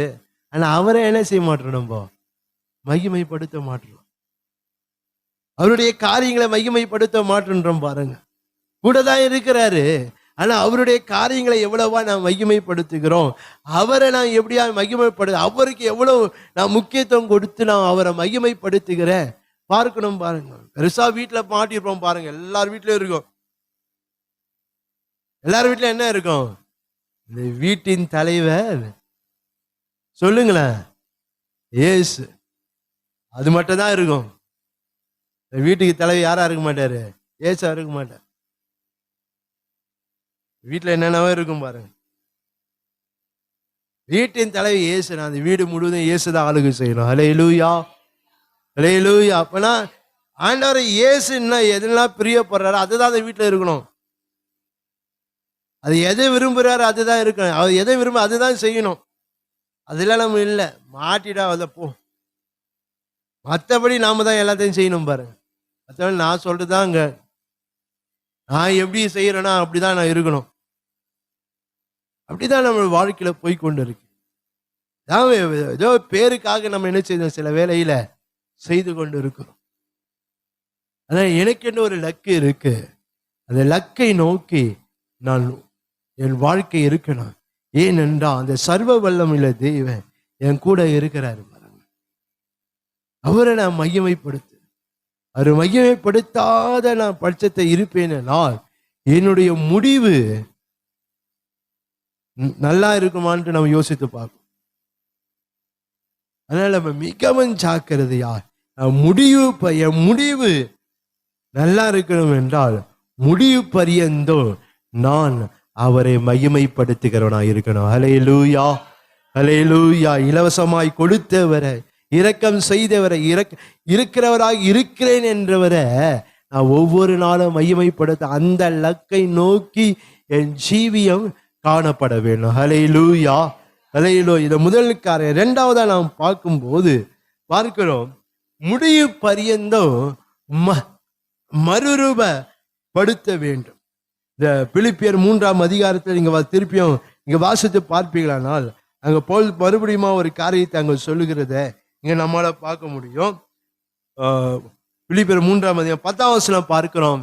இப்படி நான் அவரையும் அவருடைய உயிர்த்தெழுதலின் வல்லமையையும் அவருடைய பாடுகளின் ஐக்கியத்தை அறிகிறதற்கும் அவருடைய மரணத்துக்கு ஒப்பான மரணத்துக்குள்ளாகி எப்படி ஆயினும் நான் மரித்தோரிலிருந்து உயிரோடு எழுந்திருப்பதற்கு தகுதியாகும்படிக்கும் அவருக்காக எல்லாவற்றையும் நஷ்டம் விட்டேன், குப்பையமாக எண்ணுகிறேன். பார்க்கிறோம், மறுரூப முடிவு பரியந்தம் மறுரூபப்பட நம்ம வாழ்க்கை மறுரூபப்பட வேண்டும். நாம் பார்க்கிறோம், அவர் மரணத்துக்குள்ளாகி நான் மரித்தோர்ல இருந்து என்ன செய்யணும், நான் உயிரோடு. அப்படின்னா நான் மறுரூபப்பட வேண்டும். என் வாழ்க்கை ஒவ்வொரு நாளும் அந்த மறுரூபத்தை நோக்கி இருக்க வேண்டும். என் செயல்கள், என் கிரியைகள் எல்லாம் மறுரூபத்தை நோக்கி காணப்பட வேண்டும். ஒவ்வொரு நாளும் என் காரியங்கள் எல்லாம் மறுரூபமாக வேண்டும். முடிவு பரியந்த என்னுடைய ஜீவியம் மறுரூபமாகி கொண்டே இருக்க வேண்டும். அப்போதுதான் என்னுடைய முடிவு நன்மையா இருக்கும், ஆசீர்வாதமா இருக்கும். அப்படி இந்த லக்கை நோக்கி நம்ம வாழ்க்கை இல்லை என்றால், என் வாழ்க்கையில மறுரூபம் இல்லை என்றால், என் வாழ்க்கையை நாம் மறுரூபப்படுத்தவில்லை என்றால் என் ஓட்டம் நல்லா இருக்காது, என் ஓட்டம் ஒழுங்கற்றதா இருக்கும். அதனால நம்முடைய வாழ்க்கையில நாம் மறுரூபப்படுத்துகிறவர்களாக நம்மை நாம் மறுரூபப்படுத்திக் கொள்கிறவர்களாக இருக்க வேண்டும். ஏனென்றால் நான் என்னை மறுரூபப்படுத்திக் கொள்வதற்கு ஆண்டவர் எனக்கு வசனத்தை கொடுத்திருக்கிறார். ஹல்லேலூயா, ஹல்லேலூயா. நான் என்னை மறுரூபப்படுத்திக் கொள்வதற்கு ஆண்டவர் தம்முடைய பரிசுத்த ஆவி எனக்கு கொடுத்திருக்கிறார். ஹல்லேலூயா, ஹல்லேலூயா. நான் என்னை மறுரூபப்படுத்திருக்க ஆண்டவர் தம்முடைய சபையை எனக்காக கொடுத்திருக்கிறார். ஹல்லேலூயா, ஹல்லேலூயா. இதெல்லாம் நம்ம எதற்காக நாம் மறுரூபப்படுத்த வேண்டியது, மறுரூபப்படுத்திக் கொள்வதற்கு ஆண்டவர் கொடுத்திருக்கிறார். வல்லமையை தருகிறார், அபிஷேகத்தை தர. எதற்கு? என்னுடைய காரியம் எல்லாம் நான் மறுரூபப்படுத்திக் கொள்ள, என்னுடைய சுபாவம், என்னுடைய செயல்கள், என்னுடைய கிரியைகள் எல்லாம் நான் ஒவ்வொரு நாளும் மறுரூபப்படுத்திக் கொள்ளதான் ஆண்டவர் காரியத்தை அந்த லக்கை நோக்கி என் ஆவிக்குரிய பயணம் இருக்க வேண்டும். ஹல்லேலூயா. அந்த லக்கை நோக்கி என் ஆவிக்குரிய ஜீவியம் இருக்க வேண்டும் பாருங்க. அப்போதுதான் என்னுடைய ஓட்டத்தின் முடிவு ஜெயமா இருக்கும், ஆசீர்வாதமா இருக்கும், அது மகிழ்ச்சியும் சந்தோஷமா காணப்படும் பாருங்க. இல்லைன்னா ஆண்டவர் சொன்னாரு, அழுகையும் பற்கடிப்பும் இல்லை அந்த இருளான இடத்துல கொண்டு போய் போடுங்கன்னு சொல்றாரு பாரு. மிகவும் நம்ம ஜாக்கிரதையாய், நாம் விழிப்புள்ளவர்களாய், நம் அறையை கட்டி கொண்டவர்களா, நம் ஆவி ஆத்மா சரீரத்துல ஒரு அனல் உள்ளவர்களாக நாம் என்ன செய்ய வேண்டும்? நான் அந்த மறுரூபம் என்ற அந்த லக்கை நோக்கி நாம் நம்முடைய ஜீவியம் காணப்படுகிறதா இருக்கணும். ஹல்லேலூயா, ஹல்லேலூயா. நான் பார்க்கிறேன், பவுல் சொல்லும் போது எல்லாவற்றையும் நான் நஷ்டம் என்று விட்டுட்டேன், குப்பையை. ஏன்? நான் என் வாழ்க்கை மறுரூபம் ஆக வேண்டும், என் வாழ்க்கை நான் மறுரூபப்படுத்திக் கொள்ள வேண்டும். என்ன அந்த சிந்தை, அந்த மனம் அவன் வாழ்க்கையில இங்க இருக்கிறத நம்மால பார்க்க முடியாது போல நம்முடைய வாழ்க்கையில காணப்பட வேண்டும். 1 கொரிந்தியர் 13ஆம் அதிகாரத்துல நாம் பார்க்கிறோம். 1 கொரிந்தியர் 13ஆம் அதிகாரம் 11ஆம் வசனத்தை பார்க்கிறோம். நான் குழந்தையாய் இருந்த போது குழந்தையை போல பேசினேன், குழந்தையை போல சிந்தித்தேன், குழந்தையை போல யோசித்தேன். நான் புருஷனான போதோ குழந்தை கேட்டவைகளை ஒழித்து விட்டு. இன்னும் 15 வருஷம் ஆயிடுச்சு, இன்னும் குழந்தையா தான் இருக்கிறோம். நம்ம இன்னும் குழந்தைய போலதான் பண்ணி கொண்டு இருக்கிறோம். இன்னும் குழந்தைய போலதான் செய்யல பண்ணணும். இன்னும் நான் என்ன செய்யல, இன்னும் நான் புருஷன் ஆகல பாருங்க, இன்னும் வளரல பாருங்க. இன்னும் நம்ம மாம்சத்தின் கிரியைகள்லாம் நம்முடைய வாழ்க்கையில இன்னும் இருக்கு பாருங்களேன். நம்முடைய வாழ்க்கையில நம்ம வாழ்க்கையில நம்ம ஆராய்ந்து பார்க்கணும் பாருங்க. நம்ம ஆவிக்கிற ஜீவத்துல வளர வளர நம்முடைய காரியங்களை என்ன செய்யணும்? நாம் மாற வேண்டும் பாருங்க. இன்னும் அந்த குழந்தைக்குரிய காரியங்களே, மாம்சத்தின் காரியங்களே நம்முடைய வாழ்க்கையில இருந்து கொண்டு இருக்கு. நான் குழந்தையா இருக்கும் போது எல்லாம் செய்ய குழந்தை போல, ஆனா நான் பெரியவன் ஆன போதோ அதெல்லாம் ஒழிச்சிட்டேன். இன்றைக்கும் நம்முடைய வாழ்க்கையில இன்னும் சின்ன சின்ன காரியங்களில நம்ம என்ன செய்யறோம்? இன்னும் அதிலேயே இருந்து கொண்டு இருக்கிறோம் பாரு. இன்னும் நம்மளால சின்ன காரியத்தை கூட என்னால செய்ய முடியல, நம்மள சகிக்க முடியல பாரு. ஏன்? மறுரூபமாக வசங்களை கொண்டு நாம் மறுரூபமாக வேண்டும். பரிசுத்த ஆவியினால மறுரூபமாக வேண்டும். அபிஷேகத்தை கொண்டு மறுரூபமாக வேண்டும். தேவனுடைய சத்தியங்களை கொண்டு நாம் வாழ்க்கை மறுரூபமாக வேண்டும் பாரு. அதான் நம்ம சபைக்கு நம்ம அடிக்கடி வந்தாதான் இதெல்லாம் நம்முடைய வாழ்க்கையில உண்டாகும் பாருங்க. அதனால ஆண்ட சபையை ஏற்படுத்தி இருக்கிறார். மறுரூபம் ஆக வேண்டும் என்று சொல்லி நம்ம அப்பப்போ வந்தாதான் அந்த மறுரூபம் நமக்கு கிடைக்கும் பாருங்க. அந்த மறுரூபம் நம்மளால ஆக முடியும் பாருங்க. அதனால நம்முடைய வாழ்க்கையில இந்த மறுரூபப்படுத்த வேண்டும் என்ற அந்த லக்கை நோக்கி நம் ஜீவியம் காணப்பட வேண்டும். 2 கொரிந்தியர் 3ஆம் அதிகாரம் 2 கொரிந்தியர் 3ஆம் அதிகாரம் 18ஆம் வசனம் தான் சொல்லுது பாருங்க. நாம் எல்லாரும் திறந்த முகமாய் கர்த்தருடைய மகிமை கண்ணாடியில காண்கிறது போல கண்டு ஆவியா இருக்க கர்த்தரால் அந்த சாயலாகத்தானே மகிமை மேல் மகிமை அடைந்து மறுரூபப்படுகிறோம். நான் ஒவ்வொரு நாளும் என்னுடைய செயல்கள் ஆரம்பத்திலே எல்லாம் இருந்தது. ஆனா நம்ம வளர, ஆவிக்குரிய ஜீவத்துல வளர வளர நம்ம செயல்கள் மாறணும், என் சிந்தைகள் மாறும், எண்ணங்கள் மாறணும், என்னுடைய நடக்கைகள் மாறணும் பாரு. எல்லாம் ஆவிக்குரியதாக மறுரூபப்பட வேண்டும். நாம் சத்தியத்தை அறிய அறிய, வசனத்தை அறிய அறிய ஆண்டவருக்குள்ள வர வர அந்த மறுரூபம் நமக்கு கிடைக்கும். நாம் மறுரூபமாக வேண்டும் பாருங்க. அப்போதுதான் நம்ம அந்த அப்போதுதான் அந்த லக்கை நோக்கி போகும்போதுதான் என்னுடைய அந்த ஓட்டத்தின் முடிவு ஒரு ஆசீர்வாதமா இருக்கும், ஒரு மகிழ்ச்சியாய் சந்தோஷமாய் நமக்கு இருக்கும் பாரு. இல்லைன்னா நாம் எதிர்பார்த்த அளவுக்கு அந்த முடிவு நமக்கு இருக்காது. மிகவும் ஜாக்கிரதையா விழிப்புள்ளவர்களாய் நாம் அந்த மறுரூபப்படுகிற காரியங்களிலே நம்ம அதிகமாய் நம்ம இருக்கணும். நம் ஜீவியம் அதை ஒட்டி நாம் காணப்பட வேண்டும். ஒவ்வொரு நாளும் எந்தெந்த காரியங்களெல்லாம் நம் வாழ்க்கையில மறுரூபமாக வேண்டுமோ, எதெல்லாம் நாம் மாற்றிக்கொள்ளணும் அதெல்லாம் மாற்றிக்கொள்ளணும். அதான் மறுரூபம். ஆண்டவர் இது சொல்றாரா, இது இது உனக்கு தேவையில்லாத காரியம், உனக்கு எனக்கு இந்த காரியம் பிரியமில்லை சொல்றாரா, அதை மாத்திக்கொள்ளணும். அதுதான் மறுரூபம். இல்ல ஆண்டவர் என்னதான் சொன்னாலும் நான் அப்படிதான் செய்வேன், வசனம் என்னதான் சொன்னா அப்படிதான் செய்வேன், அப்படி இருப்போமானா என்னுடைய ஓட்டத்தின் முடிவு நாம் கவனித்துக் கொள்ளணும். நான் அப்படிதான் இருப்பேன், எனக்கு எப்படி இருக்கு விருப்பமோ அப்படிதான் நான் இருப்பேன், அப்படிதான் மாட்டேன். என்னுடைய சில வேளையில நம்முடைய விருப்பம் போலதான் மாற்றிக்கொள்கிறோம். ஆண்ட விரும்புறபடி நம்ம என்ன செய்கிறது இல்லை, நம்ம வாழ்க்கைய மாத்துகிறது இல்லை. பாரு, எனக்கு என்ன விருப்பமோ அதுலதான் நான் மாறுகிறேன், அதெல்லாம் என் காரியத்தை மாத்திக்கிறேன் தவிர, ஆண்டவர் சில காரியங்களை மாற்றிக்கொள்ளணும்னு சொல்றாரு. ஆனா அதெல்லாம் நம்ம மாற்றிக்கொள்ள முடியல.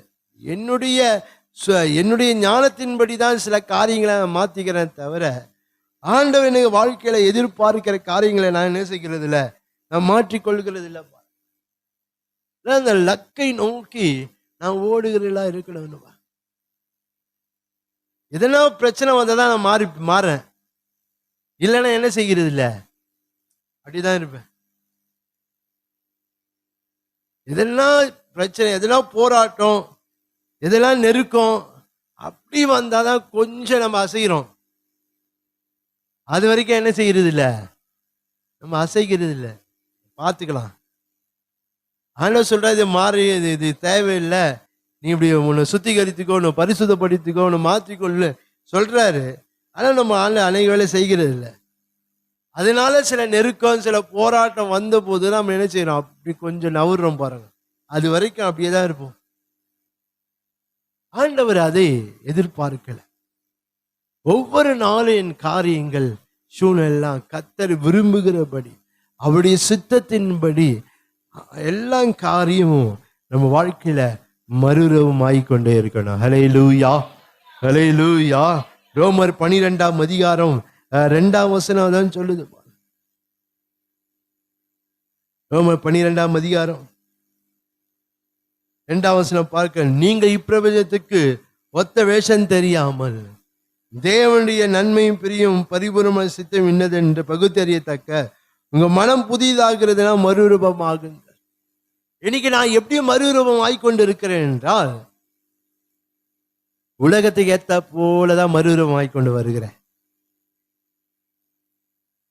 உலகத்தை போலதான், உலகம் எப்படி இருக்கிறதோ அதற்கு ஏற்றாற் போலதான் நான் என்ன செய்து கொண்டு இருக்கிறேன், என் வாழ்க்கையை மறுரூபப்படுத்திக் கொண்டு வருகிறேன்.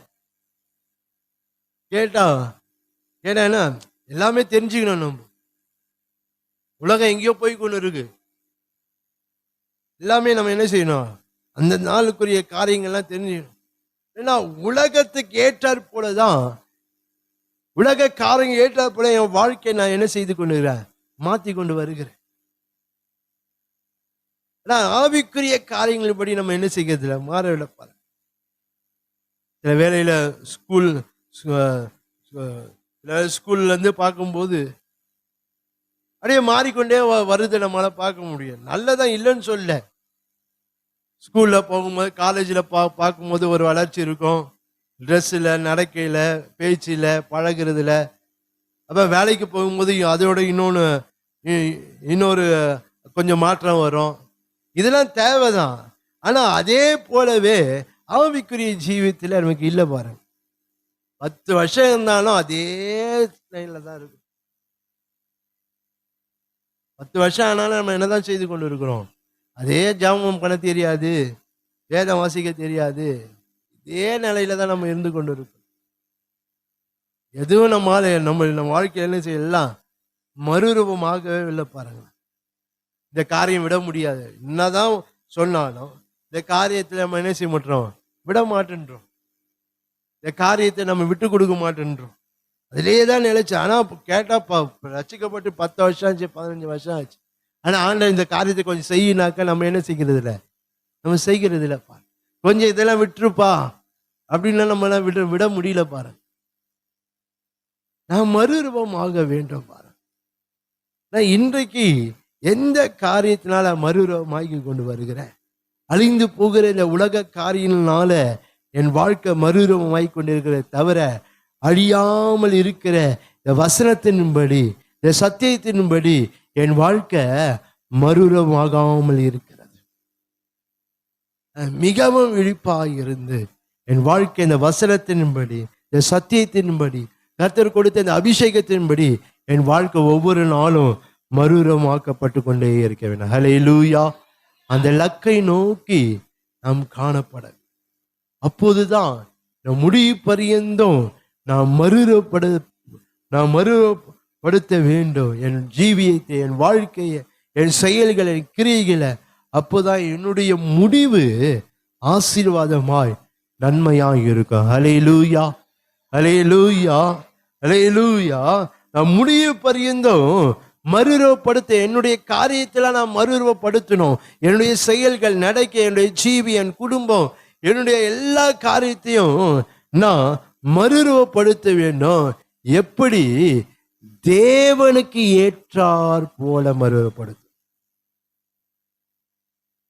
ஒன்று, தேவனுக்கு ஏற்றார் போல அவர் எப்படி நாம் மறுரூபப்பட வேண்டும் விரும்புகிறாரோ அதற்கு ஏற்றார் போல என் வாழ்க்கை மறுரூபப்படணுமே தவிர என்னுடைய விருப்பத்தின்படி என்ன செய்யக்கூடாது, அது மறுரூபமாக கூடாது.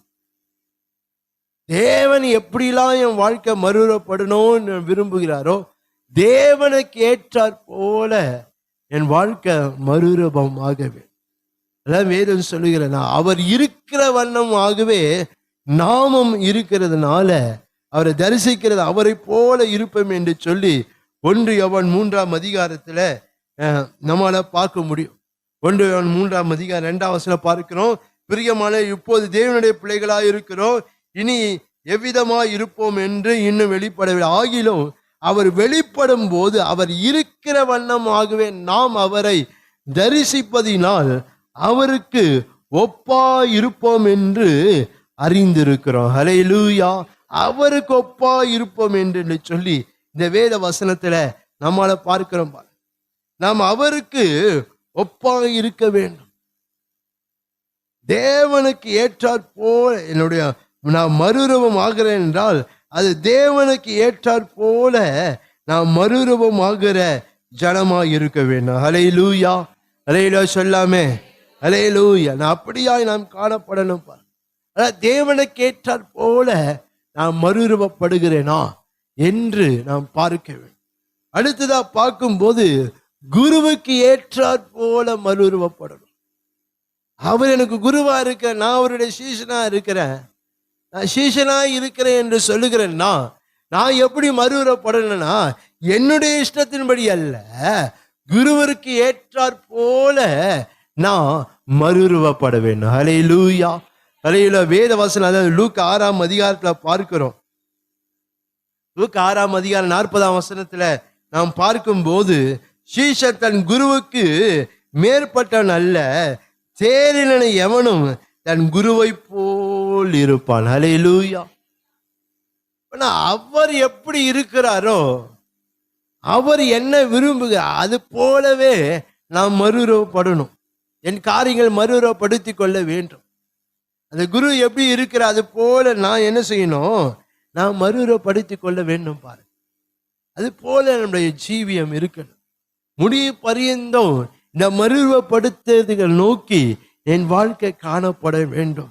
என் வாழ்க்கை எப்படி நான் மறுரூபப்பட வேண்டும், குருவை போல என் காரியங்கள் குருவிற்கு ஏற்றாற் போல நான் என் காரியத்தை எல்லாம் நான் மறுரூபப்படுத்தி கொண்டே இருக்க வேண்டும்.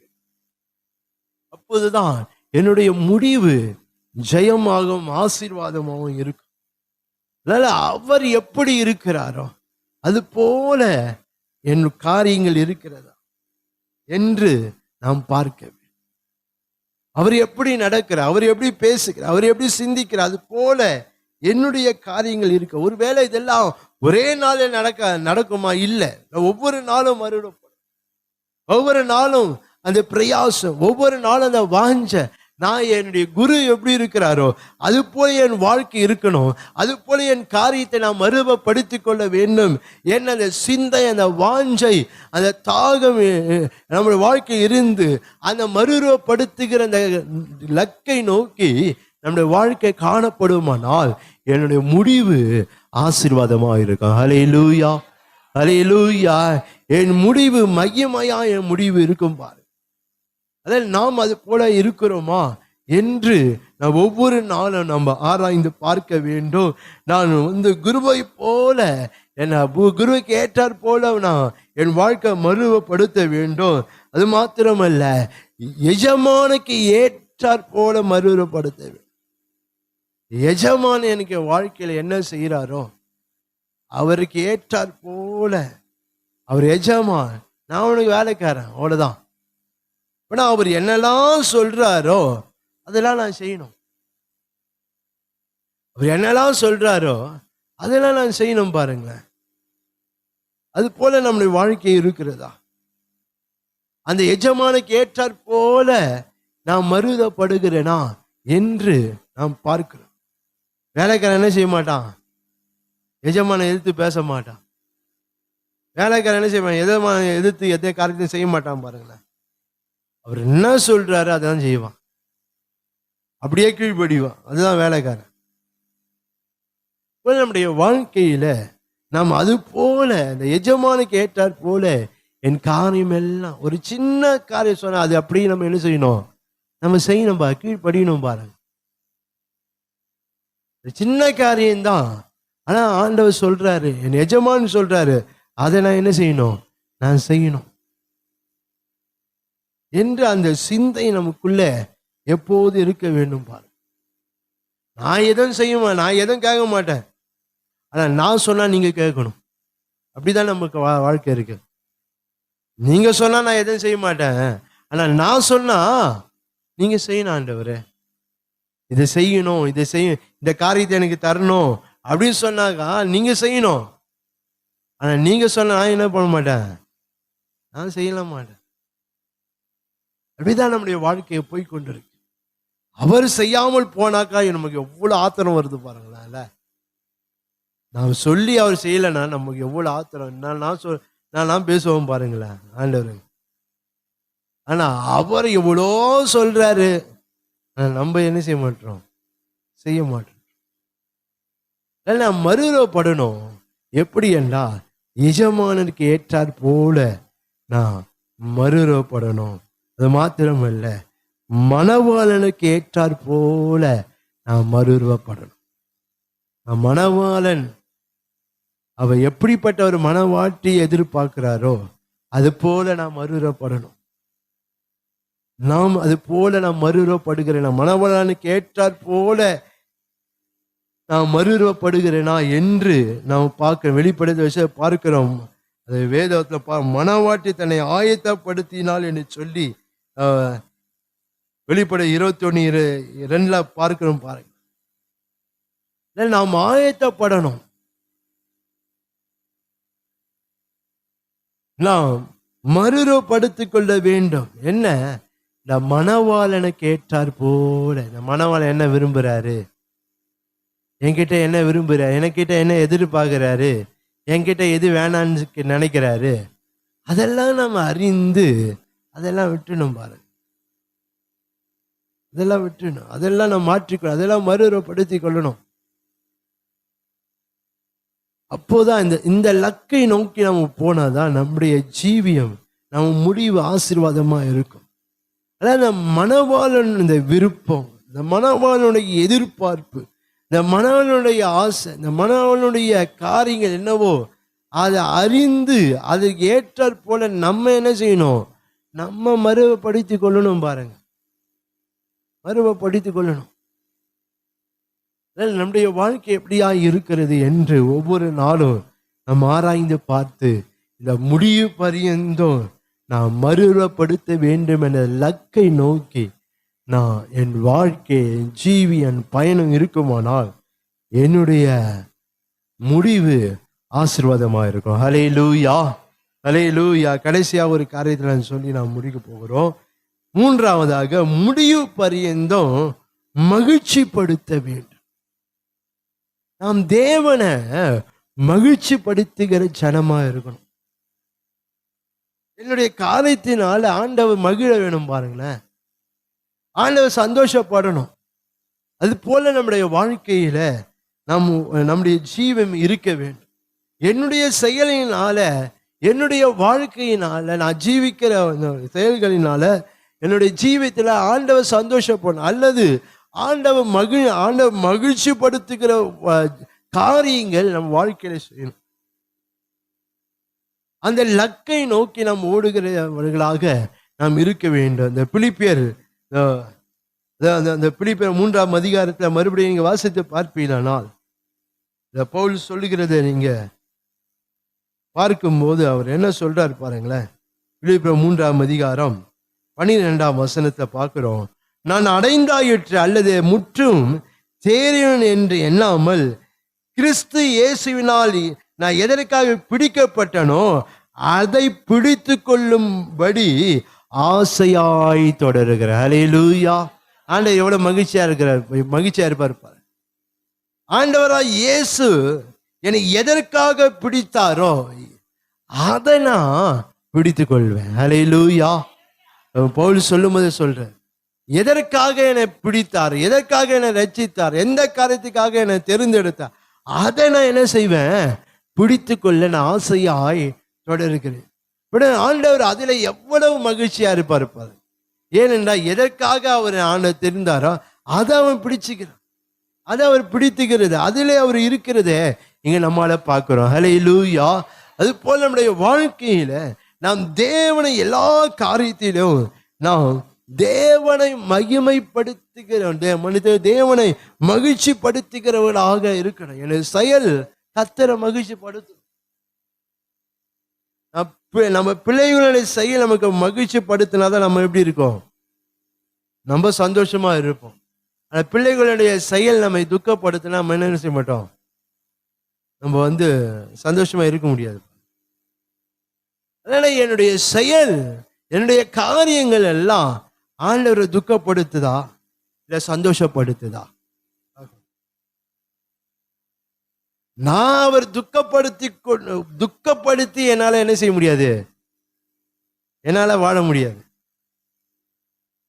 நான் அவரை துக்கப்படுத்தி கொண்டு என்னால நித்திய ஜீவன்ல பிரவேசிக்க முடியாது. நான் அவரை சகல காரியத்திலும் நான் அவரை அப்பனா அவர் சந்தோஷப்படுவதற்கு எப்படி என்னென்ன காரியம்லாம் அவர் செய்து அவர் சந்தோஷப்படுவாரோ அதெல்லாம் நான் செய்யணும். நான் அப்படியா இருக்கேன். சில வேளைகளில நான் சந்தோஷமா இருப்பேன், என்ன செய்யணும் அதை தான் நான் செய்து கொண்டு இருக்கிறேன். நான் சந்தோஷமா இருந்தா போதும். எனக்கு எது சந்தோஷமோ அதுதான் நான் செய்து கொண்டு இருக்கிறேன். எது எனக்கு சந்தோஷத்தை தருகிறதோ அதுதான் நான் வாழ்க்கையில இருந்து கொண்டு இருக்கிறேன், அதுதான் செய்து கொண்டு இருக்கிறேன். மற்றபடி எனக்கு சந்தோஷம் கொடுக்காத காரியத்துல நான் என்ன செய்கிறது இல்லை. ஏன் நான் சந்தோஷமா இருக்கணும், அதுதான். அதுக்காக என்னை சந்தோஷப்படுத்தி எந்தெந்த காரியம் இருக்கு அதெல்லாம் நான் என்ன செய்யறேன் என் வாழ்க்கையில செய்துக்க. அது தேவனுக்கு துக்கப்படுத்தினாலும் பரவாயில்ல, நான் சந்தோஷமா இருக்கிறேன்னா அது அப்படிதான் சில வேலைகள் நம்முடைய வாழ்க்கையில போய் கொண்டு இருக்கிறோம். இது தேவன் துக்கப்படுகிறாரு, இதனால தேவன் அதனால நான் இதை விட்டுறேன் என்று நாம ஒரு நாள் என்ன செய்கிறது இல்லை, எண்ணுகிறது இல்லை, அதன்படி நம்ம செய்கிறதும் இல்லை. பாருங்க, அது நம்ம எந்த காரியமா இருந்தாலும் என்னுடைய வாழ்க்கையில தேவன் இந்த காரியத்தை, ஒருவேளை என்னுடைய வார்த்தையா இருக்கலாம், என்னுடைய பேச்சா இருக்கலாம், என்னுடைய சுபாவமா இருக்கலாம். சில வேளை என்னுடைய பேச்சு தேவனை துக்கப்படுத்தலாம். பாருங்க, அதை மாத்திடுவோமா பார்க்கிறோம். அவன் என்னதான் நான் பேசுறது பேசின்னு இருப்பேன்பா, நான் என்ன பேசுறேன் அதைதான் பேசின்னு இருப்பேன். அவன் ஆண்ட துக்கப்படுறாரு அதெல்லாம் நான் இதை பேசணும், அவ்வளவுதான். நான் பேசின்னு தான் இருக்கிறோம். பாருங்க, பேசக்கூடாதுன்னு இருக்கிற இடத்துல பேசின்னு தான் இருக்கிறோம். சில ஆண்டில பேசக்கூடாதுன்னு இருப்பாரு, ஆனா நம்ம என்ன செய்யறோம், அந்த இடத்துல பேசுவோம். பாருங்க, அதெல்லாம் தேவனை துக்கப்படுத்துகிறது.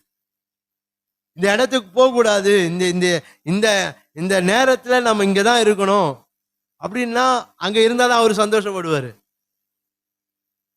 இந்த உதாரணத்துக்கு இந்த நேரத்துல நான் சர்ச்சில் இருக்கணும் ஆண்டவர் நான் இருந்தாதான் அவரு எனக்கு இருக்கும், சந்தோஷம் இருக்கும். இந்த நேரத்தில் நான் சர்ச்சில் இருக்க வேற நான் எங்கெல்லாம் இருந்தாக்கா அவர் என்ன பண்ண மாட்டாரு, சந்தோஷப்பட மாட்டார். நம்ம பார்க்கணும் பாரு. அதாவது நம்ம தேவனை சந்தோஷப்படுத்த காரியம் என்னவோ அதிலே நம்ம இருந்தாலும் அவர் சந்தோஷப்படுவார். இல்லை என்றால் அவர் நாம் செய்கிறதில் துக்கப்படுவாரானால் நம்முடைய ஓட்டம் ஆசீர்வாதமா இருக்காது பாருங்க. வேதத்துல நாம் பார்க்கிறோம், அந்த செப்பனியா 3ஆம் அதிகாரத்துல நீங்க வாசித்து பார்க்கும்போது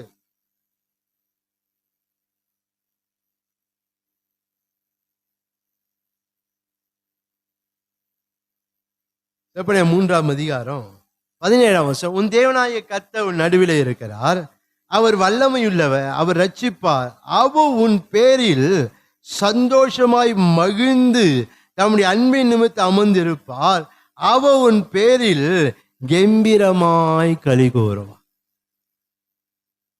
இது நம்முடைய வாழ்க்கையில நடக்கணும். என் பேரில் அவர் சந்தோஷமா மகிழ்ந்து களி கூறணும், மகிழ்ந்து அவர் கம்பீரமாய் களி கூறணும். இப்ப இது எப்போ நடக்குன்னா, நாம் அவருக்கு பிரியமான காரியம் செய்தாதான் அவர் நம் பேர்ல சந்தோஷமா, அப்போதான் அவரை மகிழ்ச்சி படுத்த முடியும். எதெல்லாம் அவர் பிரியப்பட, எந்தெந்த காரியத்தில் அவர் பிரியமா இருக்கிறாரோ அதுல எல்லாம் நம்ம இருக்கணும். அப்போதான் நம்முடைய வாழ்க்கை, அப்போதான் நம்ம அவரை என்ன செய்ய முடியும், மகிழ்ச்சி படுத்த முடியும். பாருங்க, நாம் எல்லா செயல்களிலும், நம்ம எல்லா காரியங்களிலும், ஒரு சின்ன காரியமா இருந்தா கூட அது தேவனை மகிழ்விக்கிறதா இருக்கணும், தேவனை மகிழ்ச்சி படுத்துகிறதா இருக்கு, தேவன் களி கூறுறதா இருக்கணும். பாருங்க, நம்ம பார்த்து அவர் சந்தோஷப்படணும்பா. அதுக்கு நம்ம என்ன செய்யணுமோ அது நம்ம செய்யணும். இது நான் செய்கிறதுனால ஆண்டவர் சந்தோஷப்படுறாரா? ஒரு காரியத்தை நம்ம செய்யும் போது நம்ம யோசித்து பார்க்கணும், நான் இதை செய்யற ஆண்டவர் சந்தோஷப்படுவாரா, நான் இங்க போற ஆண்டவர் சந்தோஷப்படுவாரா என்று நம்மளோட ஒவ்வொரு நம்ம அதை நம்ம ஆராய்ந்து பார்க்க வேண்டும். ஒன்று அறிந்து கொள்ள, நாம் செய்கிறது எல்லாவற்றிலும் அவர் சந்தோஷப்படுவாருன்னு ஒரு நாள் நினைக்க கூடாது. நான் செய்கிற எல்லாமே ஆண்டவர் சந்தோஷப்படுவார்யா, ஏன் நான் அவர் புள்ள, அதனால நான் செய்கிறதெல்லாம் அவர் சந்தோஷப்படுவார்னா அது கனவுல கூட காணக்கூடாது. அது நான் அவரோட பிள்ளைகளாக இருந்தாலும் அவர் நீதி உள்ள தேவன், ஹல்லேலூயா, அவர் பரிசுத்தம் உள்ள தேவன். ஒரு பிள்ளையா இருந்தாவிட அவர் நீதியை பார்க்கிற, பரிசுத்தத்தை பார்க்கிறாரு அவர். ஆனா மிகவும் நம்ம எச்சரிக்கா இருந்து நாம் அவருக்கு பிரியமானதை செய்யணும். அந்த சங்கீதக்காரன், உமக்கு பிரியமானதை செய்ய எனக்கு கற்றுத்தாரு என்று சொல்லி அந்த சங்கீதக்காரன் சொல்லிதான். ஒவ்வொரு நாளும் நம்முடைய வாழ்க்கையில அந்த லக்கை நோக்கி நாம் நம்முடைய ஜீவியம், நம்முடைய ஆவிக்குரிய பயணம் இருக்க வேண்டும். ஒவ்வொரு நேரம், ஒவ்வொரு சூழ்நிலையிலும் நாம் என்ன செய்யணும், ஆண்டவர் இதில் மகிழ்வாரா, அதில் மகிழ்ச்சி படுத்துவாரா. நான் அடிக்கடி சொல்ற ஒரு காரியம் என்னவென்றா, நான் விசுவாசிகளால் நமக்கு முன்பதாக ஒரு இடம் இருக்கணும். ஏன் நம்ம ஒவ்வொரு காரியத்தையும் எடை போட்டு தான் பேசணும். பாருங்க, ஒவ்வொரு காரியத்தையும் இடையில நிறுத்தி பார்க்கணும். ஆண்டவருக்கு பிரியுமா இல்லையா, ஆண்டவர் விரும்புவாரா இல்லையா, ஏற்றுக்கொள்வாரா இல்லையா, அங்கீகரிப்பாரா இல்லையா. நான் அபிஷேகத்தை இறங்க, நான் என்ன வேணா பேசுறேன், ஆண்டவர் கேட்டுருவாரு, செய்தான், அதெல்லாம் செய்ய மாட்டார். நம்ம வாயில வருகிற பிரியமில்லாத காரியத்தை எதையும் ஆண்டவர் என்ன செய்ய மாட்டாரு, அவர் கேட்கவே மாட்டார். அவருக்கு நம்ம அவருக்கு பிரியமாய் பேசினாதான் அவர் கேட்பாரு. பிரியமில்லாத எந்த வார்த்தையை நம்ம செய்யணும். நம்ம பிள்ளைகளே பேச நம்ம என்ன செய்ய மாட்டோம், கேட்க காது கொடுத்து கேட்க மாட்டோம். பாருங்க, நான் பேசுறேன் அப்படின்றோம். அதனால நம்முடைய வாழ்க்கையில நான் ஒவ்வொரு நாளும் நான் தேவனை மகிழ்ச்சி, அவர் இருதயம் களி கூறணும், அவர் பூரிக்கணும். பாருங்க, அதான் அந்த தாவீதை பார்த்து, அவன் என் இருதயத்துக்கு ஏற்ற, தாவீதை பார்த்து சொல்லிட்டான், அவன் இருதயத்துக்கு ஏற்ற. அவன் தாவீதின் வாழ்க்கை அவன் இருதயத்தை மகிழ பண்ணியதுனால அவன் ஆடு மேய்த்திருந்தா கூட கர்த்தர் கொண்டு வந்து எங்க வச்சிட்டாரு, ராஜாவை வச்சிட்டாரு. பாரு, யோசேப்பின் வாழ்க்கை, அவங்களாம் வாழ்க்கையை பார்க்கும்போது வாழ்க்கை தேவனை மகிழ்ச்சி படுத்துறதுனால அவங்க தாழ்ந்த நிலையில கர்த்தர் அவங்கள கூட்டி கொஞ்சம் மேல வச்சுட்டாரு. பாரு, ஏன்? அவர் இருதயம் மகிழ்ந்ததுனால. ஹல்லேலூயா. அவங்க வாழ்க்கையெல்லாம் ஒவ்வொரு நாள் எதை நோக்கி போய்கொண்டு இருந்ததுன்னா, ஆண்டவரை மகிழப்படுத்தணும், ஆண்டவரை மகிழ்ச்சி படுத்தணும் என்ற அந்த லக்கை நோக்கி தான் அவங்க வாழ்க்கையெல்லாம் காணப்பட்டது. இந்த நோவா பார்த்து சொன்ன, இந்த சந்ததியில உன்னை நான் எப்படி கண்டேன்? நீதிமானா கண்டேன், என் பார்வையில எனக்கு கிருபை கிடைச்சதுன்னு சொல்லிட்டார் ஆண்டவர். ஆண்டவர் எவ்வளவு அவங்க வாழ்க்கையில அவங்க செயல்கள், அவங்க ஜீவி எவ்வளவா அவங்கள மகிழப்படுச்சுன்னு பாருங்களேன் ஆண்டவர். அதனாலதான் அந்த நோவா காலத்தை அத்தனை ஜன நோவா குடும்பத்தை 8 பேரை தவிர எல்லாம் அழிந்து போடுகிறான். நோவா அவன் வாழ்க்கையை பார்க்கிறோம், அவன் தேவனை மகிழப்படுத்துற மாதிரி அவன் ஜீவை இருக்குது பார்க்க. அதனால நம்முடைய வாழ்க்கை அது போல இருக்கும் போதுதான் என்னுடைய முடிவு ஆசீர்வாதமாய் மகிழ்ச்சியாக இருக்கும். ஹல்லேலூயா. ஹல்லேலூயா சொல்லாமே. ஹல்லேலூயா. ஏன் அவரை நான் மகிழப்படுத்தினா, அவர் எனக்காக விலைக்கிரயமாய் கொடுக்கப்பட்டா. ஏன் அவரை மகிழப்படுத்தணும்? நானு ஏன் அவன் இருதயம் மகிழும்படி நான் வாழணும்?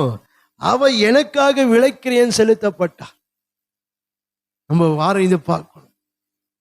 ஏன்னா இந்த மண்ணான ஒரு மனுஷனுடைய வாழ்வுக்காக, இந்த மண்ணான மனுஷனாகி எனக்காக, என்னுடைய வாழ்க்கை நித்திய ஜீவனில நான் இருக்கிறதுக்கு அவர் விலைக்கிரமாய் கொடுக்கப்பட்டார். அதனால என் வாழ்க்கையில அவரை நான் மகிழ படிச்சுதான் ஆகணும், அவரை மகிழ்விச்சுதான் நான் வாழணும், அவரை மகிழும்படிதான் என் ஜீவன் இருக்கணும். ஏனென்றா எனக்காக விலைக்கிரயம் அவர் கொடுக்கப்பட்டு இருக்கிறேன். அத மிகவும் நம்ம ஜாக்கிரதையா இருக்க வேண்டும். ஏதோ நான் ஆண்டவரை தெரிந்து கொண்டேன் அப்படி இல்லை. அவர் விலைக்கிரயம் செலுத்தப்பட்டதுனால்தான், இந்த பூமியில அவர் ரத்தம் எனக்காக சிந்தப்பட்டதுனால்தான் நான் ரட்சிக்கப்பட்டிருக்கேன். இந்த விலைக்கிரயம் எனக்கு கொடுக்கப்பட்டதுனால்தான், அவர் ஜீவனையும் எனக்கு விலைக்கிரயம் கொடுக்கப்பட்டதுனால்தான் நான் இப்ப சுகமா இருக்கிறேன் பாரு. அதனால அவரை நான் மகிழப்படுத்திதான் ஆகணும். அவரை மகிழப்படுத்த என்னெல்லாம் செய்யணுமோ அத்தனையும் நான் செய்ய வேண்டும். ஹல்லேலூயா. ஹல்லேலூயா. அவர் விலைக்கிரயம் கொடுக்கப்பட்டார். அது மாத்திரம் இல்ல, அவர் அடிமை கோலம் எடுத்தார் எனக்காக. அவர் அடிமை கோலம் எடுத்தார் பாருங்க. தேவாதி தேவன், சர்வ வல்லமையுள்ள தேவன், அவர் எப்படியா இருந்து வந்தாரா? அவர் அடிமை கோலம் எடுத்து வந்தார் என்று சொல்லி இந்த வேத வசனங்களிலே நம்மால பார்க்க முடியும். பிலிப்பியர் 2ஆம் அதிகாரத்தில் வீட்டில் போய் வாசித்து பார்ப்பீங்களானால் அங்க அநேக காரியங்கள் நம்மளால சொல்லப்பட்டிருக்கும் பாரு. அவர் அடிமை கோலம் எடுத்து வருகிறதப்பா. எதற்காக மகிழப்பட? அவர் எனக்காக அவர் தன்னை தாழ்த்தினார். நான் ஆசீர்வாதமாய் இருப்பதற்கு அவர் தம்மை வெறுமையாக்கினார். நான் ஒன்னும் இல்லை என்று அவர் வெறுமையாக்கினார் என்று சொல்லி இந்த பிலிப்பியர் 2ஆம் அதிகாரம் 6ஆம் வசனத்திலிருந்து இங்க வாசித்து பார்ப்பீங்களா நமக்கு தெளிவாய் தெரியும். தேவன் இவ்வளவு பெரிய காரியங்களை எனக்காக பாடுகளை சகித்தார், எனக்காக அவமானங்களை சகித்தார், எனக்காக துன்பங்களை சகித்தார், என் பாடுகளை அவர் ஏற்றுக்கொண்டார். இதெல்லாம் இங்கே ஆண்டவர் செய்திருக்கிறார். இவ்வளோ பெரிய காரியத்தை எனக்காக செய்தவரை நான் அவர் மகிழப்படாம என் வாழ்க்கை இருக்குமானா என் முடிவு ஆசீர்வாதமா இருக்குமா? நம்மளே ஆராய்ஞ்சு பார்க்கணும். என் முடிவு எப்படி இருக்கும் இன்னும் பார்க்கணும். எனக்காக இவ்வளோ காரியத்தை செய்திருக்கு, எனக்காக மரித்து 3ஆம் நாள் உயிர்த்தெழுந்து, எனக்காக சாவாமை உள்ளவர், எனக்காக மரணத்தை ஏற்றுக்கொண்டார். சாவாமை உள்ள தேவன் அவர், ஆனா எனக்காக மரணத்தை ஏற்றுக்கொண்டார். எனக்கு விரோதமாய் எழுதப்பட்ட எழுத்துக்களை குலைச்சு போட்டார் ஆண்டவர். எனக்கு நான் செய்த பாவத்துக்கு என்ன எழுதப்பட்டதே, உனக்கு நரகம் தான் எழுதியாச்சு. ஆனால் ஆண்டவராய் இயேசு எழுதப்பட்டு இருக்க அந்த எழுத்தை எல்லாவற்றையும் தம்முடைய சிலுவையினால அவரை குலைத்து போட்டு நீ பரலோகத்துக்குரியவன் என்று ஆண்டவர் மாட்டியிருக்கிறார். அல்லேலூயா. எவ்வளவு பெரிய காரியத்தை எனக்காக செய்த நான் துக்கப்படுத்தினா நல்லா இருக்குமா? என்னுடைய செயல்களினால, என்னுடைய கிரியைகளினால நான் துக்கப்படுத்த நல்லா இருக்கேம்மா? நான் அவரை எவ்வளவு என்னால முடியுமோ நான் அவரை மகிழப்படுத்துகிறவனா இருக்கேன். அவர் மகிழ முடியுமான செயல்கள் நம்முடைய வாழ்க்கையில காணப்பட வேண்டும். அவர் மகிழும்படியான காரியங்களிலே என் வாழ்க்கையை நான் ஈடுபடுத்திக் கொள்ளணும். பாரு, சில வேலைகளில ஆண்டவரை தேர்றதுக்கு நம்ம வருந்தி கூப்பிடுறதா இருக்கு. பாருங்களேன், வந்து ஜெபம் பண்றதுக்கு நம்ம என்ன செய்யறோம்? வருந்தி கூப்பிடுறதா இருக்கா? வருந்தி கூப்பிட்டாலும் நம்ம என்ன செய்யறது இல்ல, வரதில்லை. பாருங்க, ஏன்? அது ஒரு கஷ்டம். ஆண்டை தேர்றது ஒரு கஷ்டம். இதுல ஆண்டை எவ்வளவு சந்தோஷப்படுவாரா நம்ம பார்க்கணும். பாருங்க, எனக்கு என்ன சந்தோஷம் அதை தான் நம்ம செய்து கொள்ளும். அதனால நம்ம வாழ்க்கையில நான் லக்கை நோக்கி என் வாழ்க்கை இருக்க என்னன்னா அவரை நான் மகிழ்ச்சி படுத்துகிறவனா இருக்க வேண்டும். என் வாழ்க்கை, என் குடும்பம், என் காரியம், என்னுடைய வேலை, வியாபாரம், என்னுடைய படிப்பு எல்லாம் அவரை மகிழ்ச்சி படுத்தணும். பாருங்க, நாம் அவரை மகிழ்ச்சி படுத்துறோமா? எனக்கு ஆண்ட திறமையை கொடுத்துருக்கா, ஞானத்தை கொடுத்திருக்கிறா. இதெல்லாம் வச்சு எதை நான் மகிழ்ச்சி படுத்தி கொண்டு இருக்கிறேன்? என்னதான் மகிழ்ச்சி படுத்தி கொண்டு இருக்கிறேன்? எனக்கு திறமை இருக்கு, எனக்கு ஞானம் இருக்கு, அதை வைத்து நான் என்ன செய்யறேன்? எனக்கு நானே போஷித்து இருக்கிறேன். என்னுடைய ஆசீர்வாதத்துக்கு தான் எல்லாம் செய்து கொண்டு இருக்கேனே தவிர இதை கொடுத்த ஆண்டவருக்காக நான் ஏதாயிரம் செய்யணுமே. இது என்னுடைய ஞானத்தினா எனக்கு ஒரு நல்ல ஞானத்தை தந்திருக்கிறப்பா, எனக்கு நல்ல ஒரு அறிவை கொடுத்துருக்கிறாரு, நல்ல ஒரு திறமை, இது ஆண்டவருக்கு நான் பயன்படுத்தணும் அப்படின்னு நம்முடைய வாழ்க்கையில இல்லப்பா. ஒரு சபையில ஒரு ஜெபம் பண்றது, அதெல்லாம் தேவனை மகிழ்ச்சி படுத்துறது. பாருங்க, ஆண்டவர் எனக்கு ஒரு சபையை கொடுத்துருக்கிறார், சபைக்காக ஜெபம் பண்ணலாம், நம்ம தேசத்துக்காக ஜெபம் பண்ணலாம். இதெல்லாம் தேவன் மகிழ பண்ணுகிற ஒரு காரியம். ஜெபம் பண்ணுகிறவர்களுக்கு அவருக்கு ரொம்ப மகிழ்ச்சி. அல்லேலூயா. ஜெபம் பண்ணுகிறவர்களுக்கு அவர் பிரியமாகிறாரு. நம்ம என்ன செய்யறது இல்லை, வரத்துக்கு வருந்தி வருந்தி வருந்தி நம்ம அழைக்க வேண்டியதா இருக்கு. நம்மளும் வரத்துக்கு கஷ்டப்பட்டு தான் இருக்கும். ஏனென்றா காலம் சமீபமா இருக்கு, இன்னும் நமக்கு நேரம் இல்லை, நேரம் போயின்னு தான் இருக்கு. நம்மளுக்கு நம்ம பின்தங்கி தான் இருக்கிறோம். ஆனா இருக்கிற கொஞ்சம் கிடைச்ச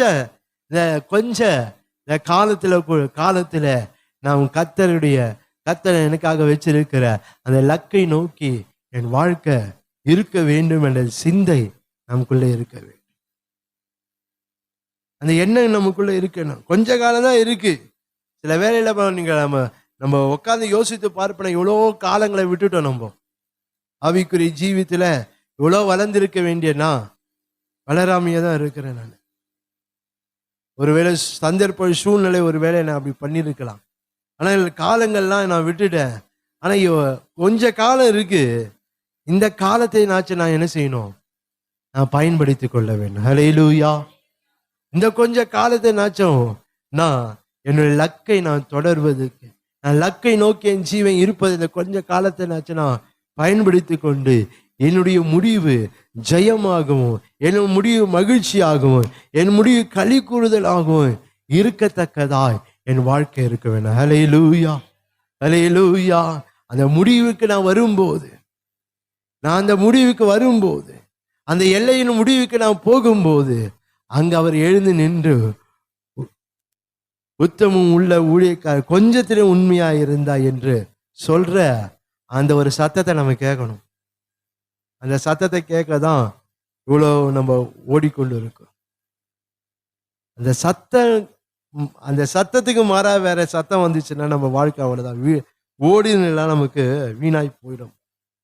அதில் கொஞ்சம் உண்மையும் உத்தமுள்ள ஊழியக்காரர் கொஞ்சத்துல உண்மையா இருந்தாய் என்ற அந்த சத்தத்தை நான் கேட்பதற்கு நான் எவ்வளவு பிரயாசப்படணும் வேண்டுமோ அவ்வளவு நாம் பிரயாசப்படவே. ஏனென்றால் அந்த சர்வ வல்லவருடைய வாயிலிருந்து அந்த வார்த்தை வரணும். இந்த வார்த்தை வரணும். இந்த வார்த்தை வந்தாதான் நமக்கு ஆசீர்வாதமா இருக்கும். அதனால என்னுடைய வாழ்க்கை அந்த லக்கை நோக்கி என் வாழ்க்கை நான் போக வேண்டும். என்ன முடிவு பரியந்தம் மகிமைப்படுத்த வேண்டும், முடிவு பரியந்தம் மறுரப்படுத்த வேண்டும், முடிவு பரியந்தம் மகிழ்ச்சிப்படுத்த வேண்டும். அந்த லக்கை நோக்கி என் ஜீவியம் இருக்க வேண்டும், என் ஆவிக்குரிய பிரயாணம் இருக்க வேண்டும், என் வாழ்க்கை இருக்க வேண்டும். என்னுடைய செயல்கள், என்னுடைய கிரியைகள் எல்லாமே அதை சார்ந்து, அதை ஒட்டி, அதை பின்னாதான் இருக்கணும். அப்போதான் என்னுடைய அந்த முடிவு குதூகலமா இருக்கும், மகிழ்ச்சியா இருக்கும், சந்தோஷமா இருக்கும், களி கூறுதலாய் என் முடிவு இருக்கும். ஹல்லேலூயா, ஹல்லேலூயா. நாம் கண்களை மூடி நாம் ஜெபம் பண்ணலாம். ஸ்தோத்திரம் ஆண்டவரே. இன்றைக்கு ஒரு நாள், இன்றைக்கு நம்முடைய வாழ்க்கையில ஒரு தீர்மானம். ஆராதனை வேளையிலேயே நம்ம அந்த தீர்மானத்துக்குள்ளாய் வந்துடும். ஆண்டவரே பின்பற்றுவேன். ரபா சந்தராபாக்கா.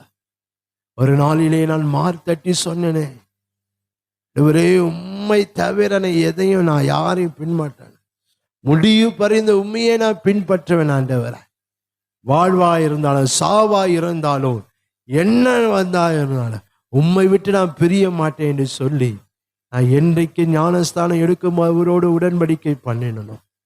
ரீபா சந்தராபாலாதியா. அந்த ஒரு வைராக்கியம் மறுபடியும் நமக்குள்ள வர வேண்டும் கர்த்தர் எதிர்பார்க்கிறார். இன்றைக்கு நான் அந்த லக்கை நோக்கி எனக்காக ஒரு இலக்கை கர்த்தர் வைத்திருக்கிறார். முடிவு பரியந்த மகிமைப்படுத்த வேண்டும், அவரை முடிவு பறிந்த நாம் மறுரப்பட வேண்டும், முடிவு பறிந்த மகிழ்ச்சிப்படுத்த வேண்டும்.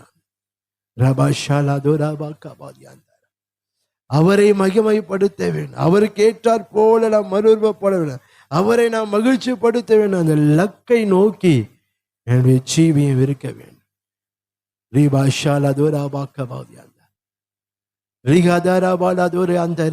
இன்றைக்கு ஒரு தீர்மானம். நீங்க வாலிப பிள்ளைகளா இருக்கலாம், சிறு பிள்ளைகளா இருக்கலாம், சகோதர சகோதரியா, இன்றைக்கு ஒரு தீர்மானத்தோடு இந்த ஆராதனை விட்டு, இந்த ஜப வீட்டை விட்டு, இந்த சபை விட்டு நான் போகும்போது என் இருதயத்தில் ஒரு தீர்மானத்தோடு நான் போக வேண்டும். ரீபா ஷபால் அதோராவா. என்னுடைய வாழ்க்கை அந்த லக்கை நோக்கி இருக்க வேண்டும், இந்த லக்கை ஒட்டி என் வாழ்க்கை இருக்க வேண்டும், இந்த லக்கை சார்ந்த என் வாழ்க்கை இருக்க வேண்டும்.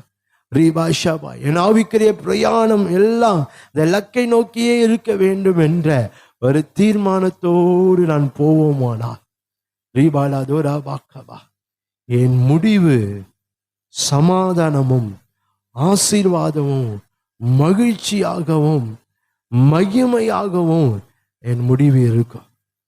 ரீபாலாதோராபாக்கா. ஆண்டவரே உம்மை நன்றியோடு உம்மை ஸ்தோத்திரிக்கிறேன், துதிக்கிறோம். ஆண்டவரே, ஆண்டவரே எவரே நீதாமே ஆசீர்வதிங்க.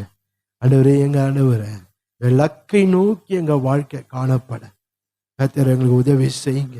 ஒருவேளை இந்த நாளில நாங்கள் தீர்மானம் எடுக்கிற ஒவ்வொரு வாழ்க்கையிலும் கர்த்தர் நீங்க உதவி செய்து நீரே பட்சமா இருந்து ஆண்டவரே ஒவ்வொரு நாள் அந்த லக்கை நோக்கி எங்க வாழ்க்கை இருக்கத்தக்கதா கர்த்தர் பலப்படுத்தி ஆசீர்வதித்து அந்த லக்கை ஆண்டவர் அப்பா அந்த லக்கை விட்டு வழி விலக பண்ண எதையும் நாங்கள் மேற்கொண்டு போகத்தக்கதா ஆண்டவரே எங்களுக்கு கிருபை தந்தளும்படியாக ஜெபிக்கிறோம் ஐயா.